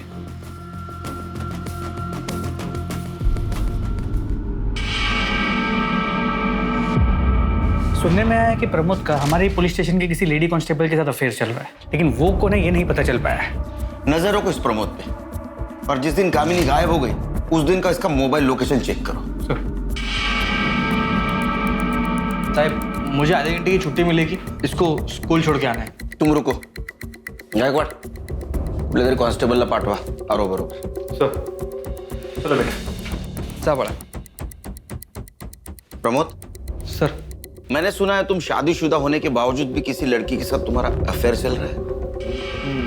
नहीं साहब, ऐसा कुछ नहीं है। देखो, झूठ बोलने से कुछ फायदा नहीं, पूरे थाने को पता है। हाँ, अगर तुम चाहते हो कि सबके सामने मैं पूछूं तो पूछता हूँ। नहीं साहब, सच में ऐसा कुछ नहीं है साहब। देखो, ये भी पता है कि वो हमारे थाने की कोई कांस्टेबल है, उसका नाम बताओ, नाम बताओ। चेतना शिर्के। मैं मानता हूँ कि मेरा चेतना के साथ अफेयर है, लेकिन मैं अपनी बीवी से बहुत प्यार करता हूँ साहब, और मैं नहीं चाहता कि मेरी शादी और मेरा घर परिवार टूटे। चेतना को भी इससे कोई प्रॉब्लम नहीं है साहब, वो नहीं चाहती कि मेरी शादी मेरा परिवार टूटे। आप ही बताओ साहब, मैं अपनी बीवी के साथ कुछ गलत क्यों कर सकता हूँ? इसका मतलब ये टाइम पास चल रहा है? जी साहब, वो चेतना का पति शादी के 1 महीने में ही उसकी मौत हो गई थी। तब से वो बहुत अकेला महसूस कर रही थी, इसीलिए ये सब। अच्छा, तो ये फिजिकल नीड का मामला है। जा।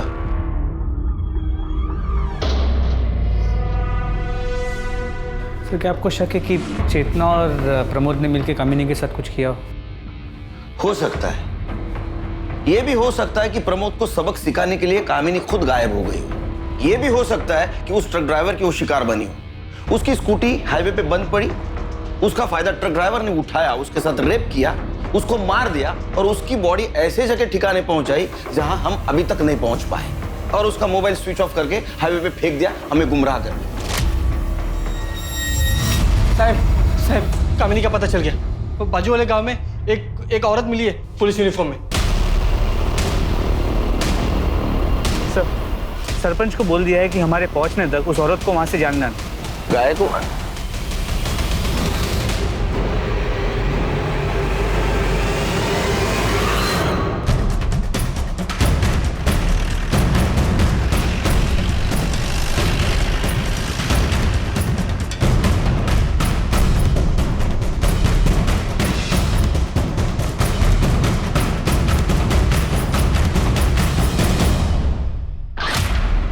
ये नेम प्लेट भी उसी की।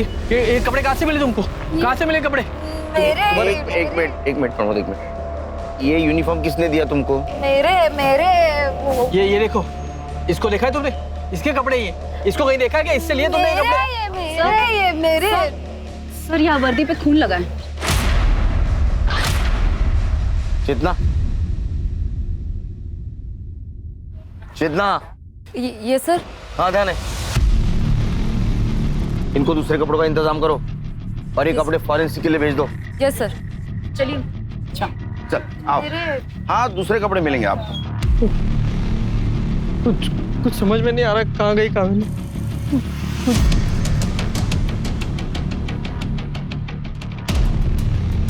गायकवाड़, इसके यूनिफॉर्म पे कामिनी की नेम प्लेट है और कपड़ों पे खून के दाग। इसका मतलब किडनैपर ने कामिनी के कपड़े उतार के फेंक दिए जो इस औरत को मिले, और उसका मोबाइल हाईवे पे फेंक दिया जो उसका मोबाइल का लास्ट लोकेशन था। मतलब कामिनी के पास कपड़े नहीं है जैसे बाकी औरतों के पास नहीं थे। इसका मतलब कामिनी भी उस ट्रक ड्राइवर की शिकार बनी है। और नम्रता के बयान और स्केच के मुताबिक आदमी एक ने दो है जो एक के बाद एक ऐसे घिनौने जुर्म को अंजाम दे रहे हैं। The police is investigating the case. My paintings have been sold like hot cakes. मैं जितना उसके मुंह ही लगना चाहती वो मेरे मुंह नहीं लगती है। मेरे को नहीं बात करने का उससे। क्या काहे जाला? क्यों इतना गुस्से में हो? फिर किससे झगड़ा कर लिया? जिसके पड़ोसी इतने कमीने हैं उसका झगड़ा तो होगा ही ना। जब देखो जब दूसरों के काम में टांग अड़ाने के लिए खड़े हो जाते हैं। अरे अब किसने टांग अड़ा दी तुम्हारे काम में? पर कोशिश तो की ना। अब बारिश में छत ना टपके इस करके मैंने प्लास्टिक डलवाने को 4 लोगों को बुलाया। वो अपना काम कर रहे थे कि बाजू वाली आ गई बोलने को, बड़ा आवाज आ रहा है, बड़ा आवाज आ रहा है। अरे काम होगा तो आवाज तो आएगा ना। कितनी बार तुम्हें समझाया, ऐसे रोज रोज पड़ोसी से लड़ना अच्छी बात नहीं है। इससे पहले कोई तुमको जूता मारे, खुद उसके मुंह पे जूता मारने का। अरे नहीं, प्रीतम बैठा है, उसके सामने सब बातें करना अच्छी बात नहीं है। राम राम शंभू।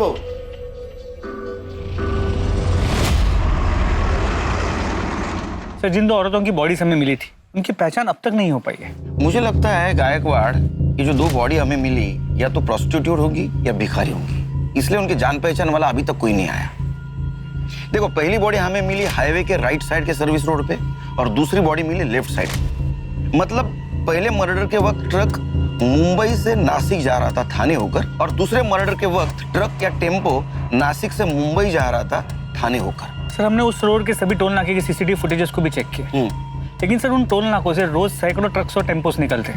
उनमें से उस एक ट्रक को हम कैसे ढूंढे? पोस्टमार्टम के हिसाब से पहले इन दोनों औरतों पर रेप किया गया, बाद में रेजर ब्लेड से इनका गला काट कर इनको मारा गया। सिर्फ इनमें से बची तीसरी नम्रता नाम की औरत, और मुझे इसमें गड़बड़ लग रही है। एक काम करते, इस नम्रता को क्राइम स्पॉट पे लेके जाते।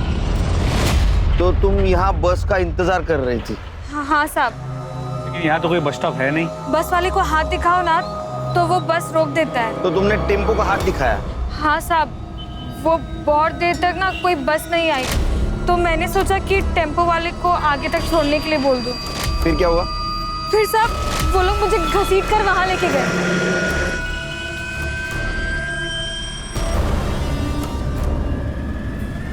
इसी जगह पे? हाँ पक्का ये जगह नहीं भूल सकती साहब, सब कुछ एक जैसा ही दिखता है यहाँ। तुमने जब पत्थर मारा तो खून आया था? हाँ आया ही होगा, मैंने तो जोर से पत्थर मारा था। उसके बाद मैं भाग गई थी तो ध्यान नहीं दिया। पत्थर कहाँ फेंका? पत्थर यहीं कहीं फेंका था। जरा बघा कुठे दगड सापडतो का?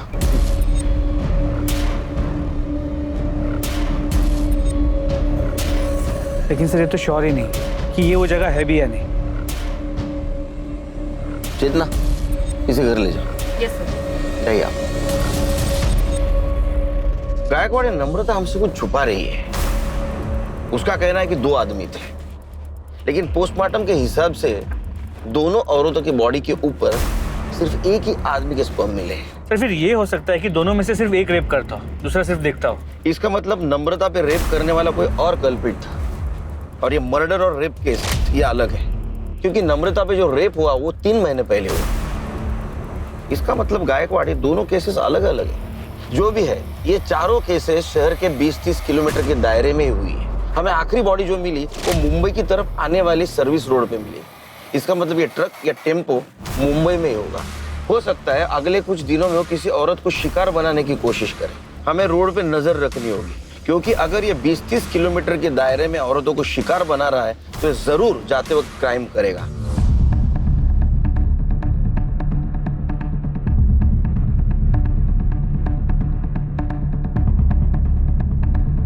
अरे रुक रुक रुक रुक।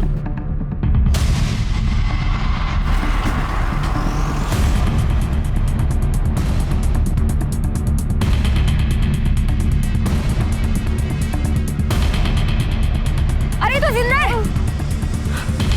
पाटिल, एम्बुलेंस बुलाओ। नाम क्या है तुम्हारा? नाम क्या है? प्रिया सावंत। पाटिल लवकर।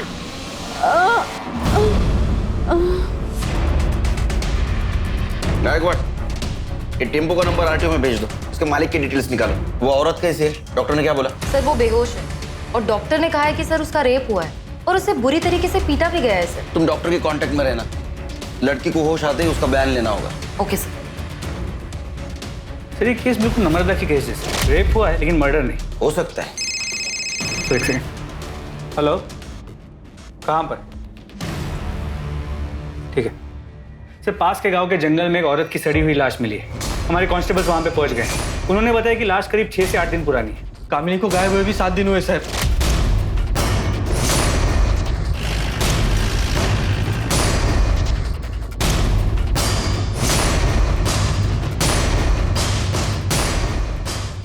प्रमोद, यहाँ रुको, यहाँ रुको। रिका भाई, इसको रुको यहाँ।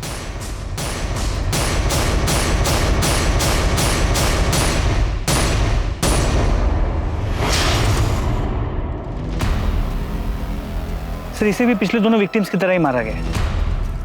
बॉडी को देख के तो लगता है कामिनी है, लेकिन कंफर्म करना होगा।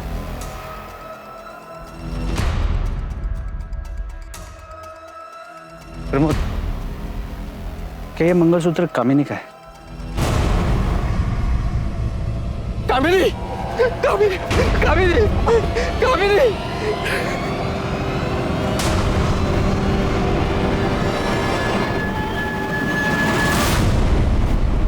बॉडी का पंचनामा करो और पोस्टमार्टम के लिए भेज दो। सर, आखिरकार कामिनी के लापता होने की गुत्थी सुलझ चुकी थी। पुलिस को उसकी लाश मिली थी और उसके साथ भी वही हुआ था जो बाकी की 2 औरतों के साथ हुआ था। पहले दुष्कर्म किया गया और फिर गला काटकर हत्या। कामिनी का मामला पहले 2 मामलों से अलग लग रहा था, पर फिर नम्रता और प्रिया की कहानी का सच क्या था? ऐसे वहशी दरिंदों ने उन दोनों को जिंदा क्यों छोड़ दिया था? क्या उनके साथ भी उन्हीं अपराधियों ने दुष्कर्म किया था जिन्होंने कामिनी और बाकी 2 के साथ जुर्म को अंजाम दिया था, या फिर ये किसी और गिरोह का काम था? इस सवाल के जवाब के लिए पुलिस प्रिया के होश में आने का इंतजार कर रही थी, क्योंकि सच वही बता सकती थी। बाबा, आई किधर है? आपने आई को ढूंढ लिया? तेरी आई को भगवान ने अपने पास बुला लिया बेटा, अपने पास बुला लिया।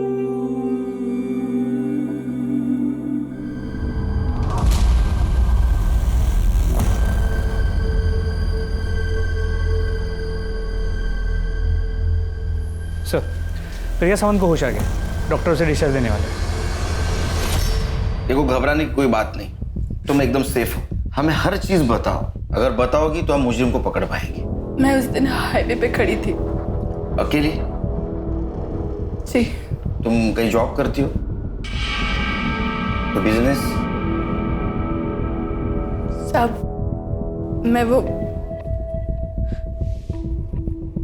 मैं धंधा करती है। मेरी 2 साल की बच्ची है। मेरे को कोई जॉब नहीं मिल रहा था, तो मेरे को ये काम करना पड़ा। तो तुम कस्टमर के लिए वहाँ हाईवे पर खड़ी थी? नहीं, मैं उधर गाड़ी से लिफ्ट लेने के लिए खड़ी थी।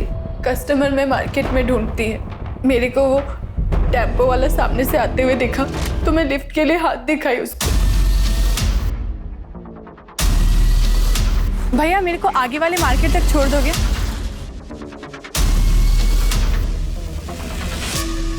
क्या उस टेम्पो में ड्राइवर के साथ कोई औरत थी? जी। ड्राइवर के अलावा कोई आदमी था? कोई आदमी नहीं था वहाँ पे। फिर क्या हुआ? कुछ दूर जाते ही वो टेम्पो साइड में लेके गया। भैया ये हाईवे छोड़कर कौन से रास्ते पर लेके जा रहे हो? मैं इसके आगे उसका कुछ भी पूछती और फिर मेरे को खींच के लेके गया टेम्पो के पीछे। और फिर उस वक्त वो औरत कहाँ थी? वो औरत पूरा टाइम उधर ही थी।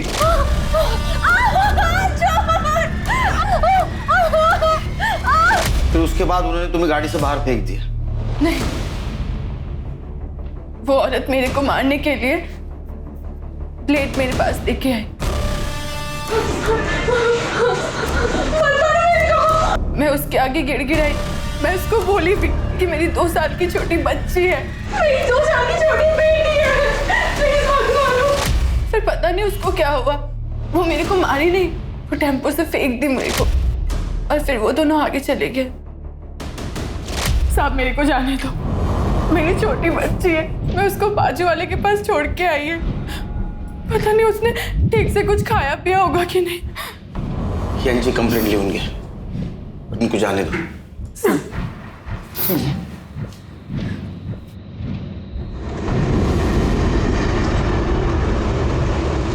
नम्रता का बयान है कि ये 2 आदमी है और प्रिया का कहना है कि 1 आदमी और 1 औरत है। या तो ये 2 कोई अलग अलग गैंग है जो ये कांड कर रहे हैं, या तो इन दोनों में से कोई झूठ बोल रहा है। लेकिन कौन? प्रिया या नम्रता?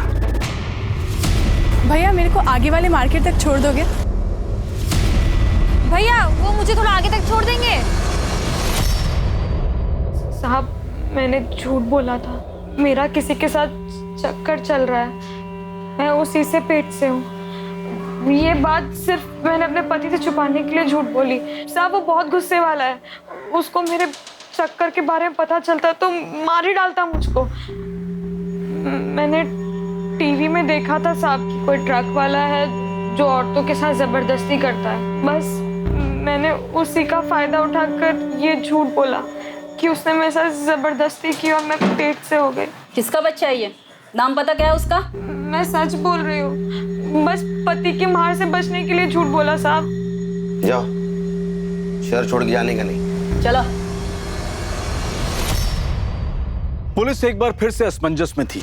3 औरतों का बलात्कार के बाद कत्ल किया गया था, जबकि चौथी शिकार को बलात्कार के बाद जिंदा छोड़ दिया गया था और 5वीं नम्रता ने पुलिस को बलात्कार की झूठी कहानी सुनाई थी। इन सभी पहलुओं को देखते हुए पुलिस के लिए अपराधी तक पहुंच पाना बहुत मुश्किल साबित होने वाला था कि आखिर ये अपराधी कौन हो सकते थे। क्यों एक आदमी औरतों के साथ बलात्कार कर रहा था और उसकी साथी औरत औरतों का कत्ल कर रही थी? इन सभी सवालों और इन सभी उलझनों के बीच पुलिस को एक ऐसी जानकारी मिली जिसने इस केस को एक नई दिशा दे दी। सर, चेतना ने हाईवे पे जिस टेम्पो का फोटो लिया था उसके ओनर का पता चल गया। कौन है वो? अरे तुम लोग जरा 2 मिनट इधर ही रुको, मैं कांदा लेकर आती हूँ। अरे कांदा वैसे बहुत महंगा है आजकल, छोड़ो ना, बिना कांदे के बना। मालूम है मेरे को, पर तेरे मांस मच्छी बिना कांदे के बनता है क्या? नहीं ना, बोल मांस मच्छी छोड़ेगा तो मैं कांदा नहीं लेगी। हाँ ठीक है, जाओ ले आओ। चलो मैं कांदा लेकर आती हूँ। पापा मुझे आइसक्रीम खाना है। आइसक्रीम खाना है? 1 किलो कांदा देना। इसको एक सॉफ्टी बना दो। कौन सा वाला खाएगा? मैं सिंपल। चल दे। हाय हाय, अरे ये सेठ देना रे छुट्टा देना, देख कितना सुंदर बच्चा है हमारा, आशीर्वाद लगेगा। ए सेठ देना रे।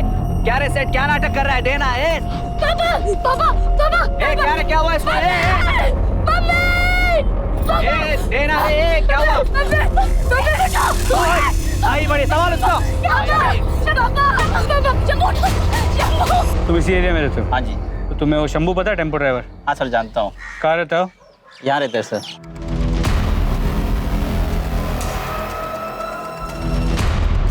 यही शंभू है? हाँ जी यही शंभू। 1 मिनट सुनो। ये ट्रक किसका है? मेरा ये साहब। अरे अरे साहब अभी 1 मिनट पहले ही बेहोश था, अभी होश में आया है। क्यों मारे हो साहब इसे आप? अभी तो सिर्फ मारा है, हम इसे रेप और मर्डर के केस में जेल ले जा रहे हैं। रेप और मर्डर? क्या बात कर रहे हो साहब? ये आदमी एक चींटी नहीं मार सकता। ये रेप और मर्डर क्या करेगा? जरूर आपको कोई गलतफहमी हुई है साहब। हम शरीफ लोग हैं, हमने कुछ नहीं किया साहब। एक मिनट, आप वही औरत है ना जिसने स्कूल में टीचर को मारा था? हाँ साहब मैं वही हूँ, लेकिन वो बात अलग थी। गाड़ी में डालो इसे। अरे लेकिन साहब वो शरीफ आदमी है साहब, छोड़ दो उसे। शंभू शंभू। सर ये शंभू है, वो टेम्पो इसी का है। क्या हुआ साहब? मेरे कामनी को मारो। तूने मेरी कामनी को मारो। पछुआ से तेरे को मैं तूने मारा।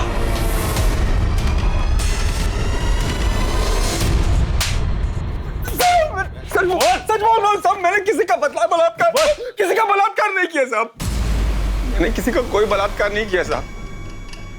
मैं ऐसा आदमी नहीं हूँ साहब। गायकवाड़, इसको मेडिकल चेकअप के लिए ले जाओ और प्रिया और 2 बॉडीज उसके ऊपर मिले सीमेंस इसके साथ मैच करके देखो। इसे भी पता चल जाएगा कितना मासूम है। चल। इसकी हिस्ट्री, ज्योग्राफी सब चाहिए मुझे। पड़ोसियों से पता करो।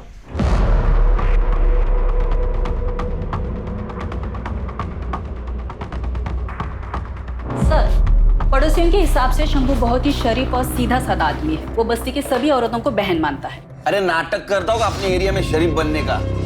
जब टेम्पो लेके ट्रिप पे घूमता है तो औरतों के साथ रेप करता है। हो सकता है सर, लेकिन सभी पड़ोसियों ने शंभू के पत्नी के लड़ाकू और झगड़ालू नेचर के बारे में बताया है। उनके हिसाब से शंभू नहीं मगर वो जरूर मर्डर कर सकती है। सर ऐसा हो सकता है, स्कूल में भी जया ने टीचर की हालत खराब कर दी, पर वैसे भी शंभू हमारा कल्प्रिट नहीं हो सकता क्योंकि प्रिलिमिनरी रिपोर्ट के मुताबिक उसका सीमेन रेपिस्ट के सीमेन से मैच नहीं करता। इस शंभू की डिटेल रिपोर्ट कब आएगी? सर कल तक आ जाएगी। उसको इंट्रोगेशन रूम में बुला। सर क्या ये वही आदमी है? नहीं। इस वक्त तेरा टेम्पो कहाँ है? साहब वो तो आज सुबह एक दूसरा ड्राइवर लेके गया। दूसरा ड्राइवर मतलब? मेरे पास जब बुकिंग नहीं होती साहब तो मैं अपना टेम्पो भाड़े पे दे देता हूँ साहब, ताकि 4 पैसे आ जाए। ऐसे कितने ड्राइवर को देता है तू टेम्पो? 5-6 है साहब। अभी किसके पास? अभी तो वो विलास गौरव के पास है साहब। विलास गौरव के साथ साथ तू जितने भी ड्राइवर को देता है ना तेरा टेम्पो, सबके नंबर चाहिए मेरे को।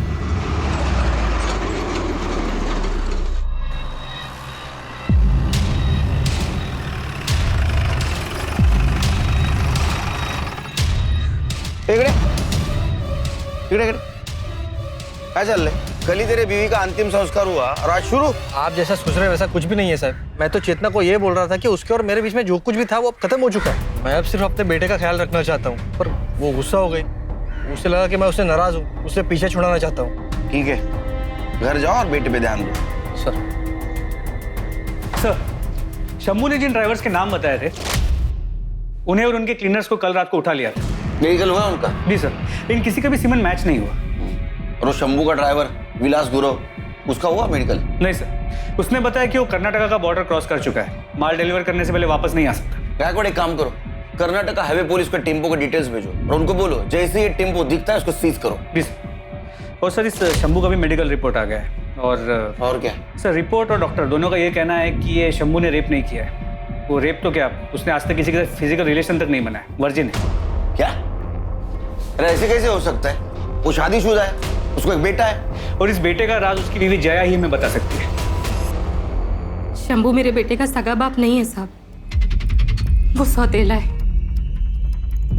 जब मेरा बेटा प्रीतम 1 साल का था तो उसके बाप की मौत हो गई थी। शंभू अनाथ था, मेरे पति के परिवार के साथ ही रहता था।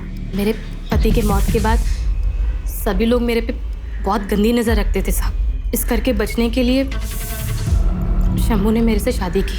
शादी के 8 साल हो गए हैं साहब, पर उस आदमी ने कभी मेरे को हाथ नहीं लगाया। वो आदमी बहुत अच्छा है साहब। तुम?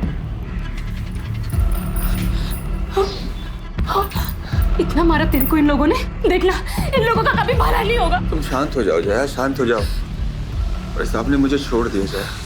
छोड़ना पड़ा गायकवाड़, क्योंकि हमारे पास कोई सबूत नहीं है कि शंभू ने उसके टेम्पो से प्रिया को हाईवे पे फेंका।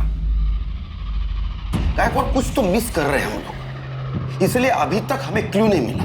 सर जया ने बताया कि 8 साल की शादी में शंभू ने उससे कभी हाथ तक नहीं लगाया। शंभू का जो भी इशू है, जया एक नॉर्मल जिंदगी जी रही है, जवान है, उसकी अपनी जरूरतें होंगी और इन जरूरतों को पूरा करने के लिए हो सकता है उसका किसी के साथ कोई अफेयर। पर सर उसका इस केस से क्या लेना देना? गायकवाड़ हर टेम्पो पे क्लीनर होता है, ये शंभू का क्लीनर कौन है देखो। सर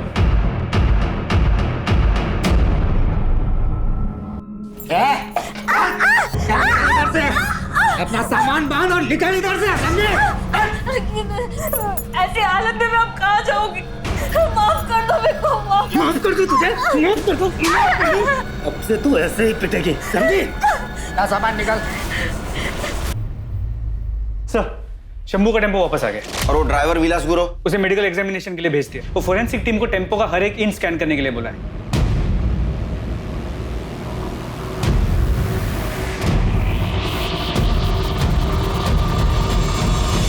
फोरेंसिक टीम के मुताबिक इस टेम्पो के टायर का पैटर्न हमें क्राइम सीन्स पे जो टायर के मार्क्स मिले थे उससे मैच करता है।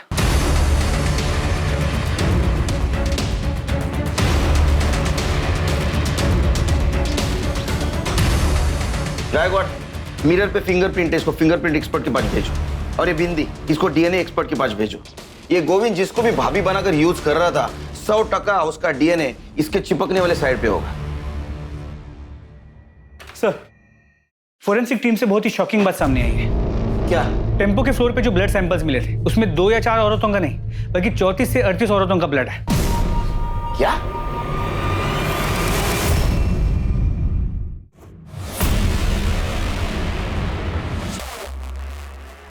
अरे गोविंद, ये बैग लेके कहाँ जा रहे हैं? कहीं नहीं साहब। तो फिर हमारे साथ चल।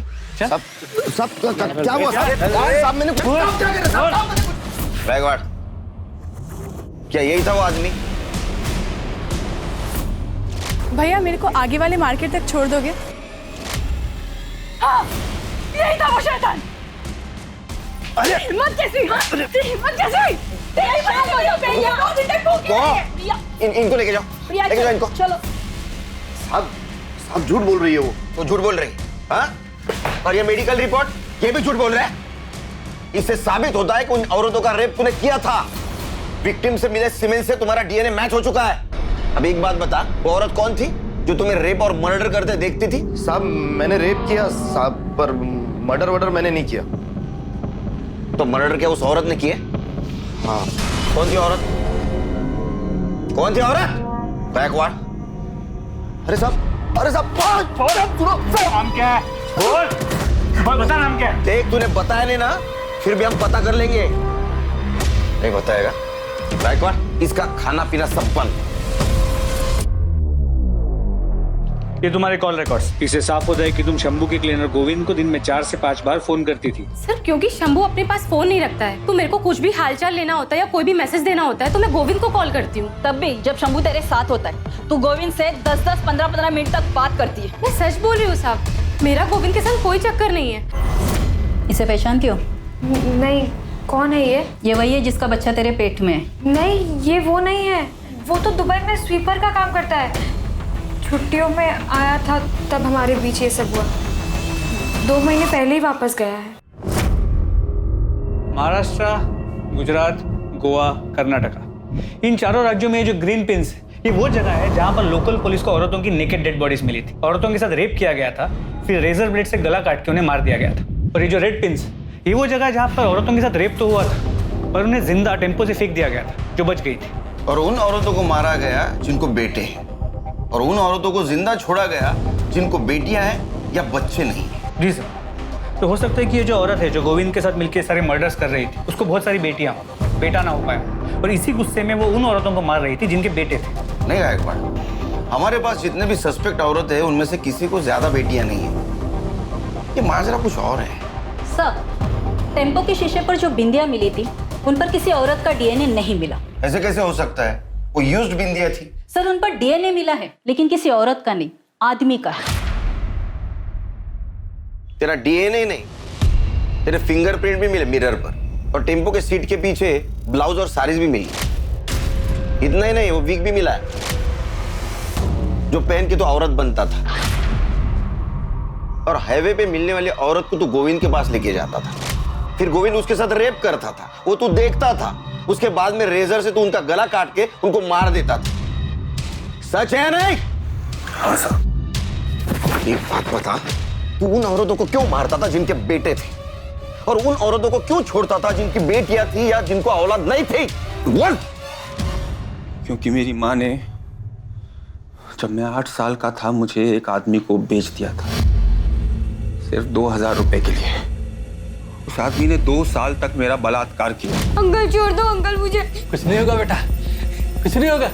मैं दर्द से कर रहा था साहब कि बीवी खड़ी होकर सब कुछ देखती थी, खुश होती थी साहब। और फिर एक दिन मैं वहां से भाग गया।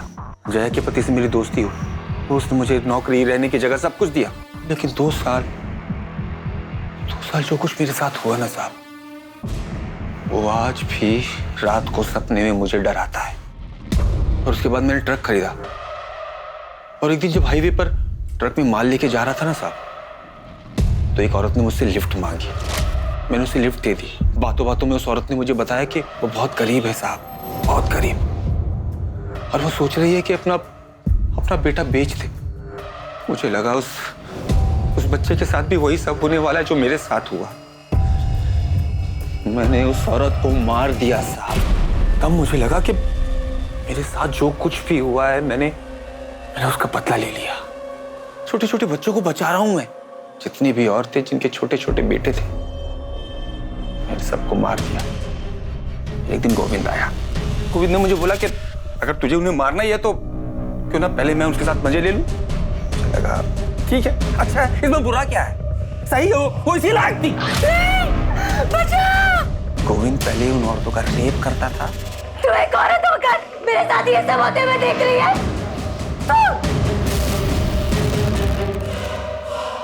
भैया मेरे को आगे वाले मार्केट तक छोड़ दोगे? और उसके बाद मैं इधर से उनका मर्डर कर देता था साहब। छोड़ दो मुझे, प्लीज आने दो। कितने औरतों को मारा तूने? 40-50 होंगी साहब।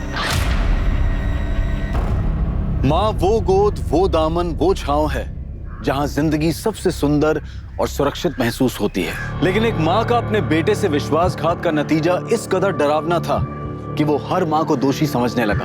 बच्चे गीली मिट्टी की तरह से होते हैं, उन्हें जिस सांचे में ढालो वो ढल जाएंगे। इसलिए माता पिता, परिवार और समाज की ये सामूहिक जिम्मेदारी है कि वो इस कर्तव्य को समझें, वरना नतीजे इस केस जितने खतरनाक हो सकते हैं। अब मैं अनूप सोनी आपसे विदा लेता हूं। फिर मुलाकात होगी क्राइम पेट्रोल सतर्क के ब्लैक हेडलाइंस अध्याय में एक और नए केस के साथ। और याद रखें, क्राइम और आपके बीच में सिर्फ इतना फर्क है कि आप कितने सतर्क हैं। सतर्क रहें, सुरक्षित रहें। जय हिंद।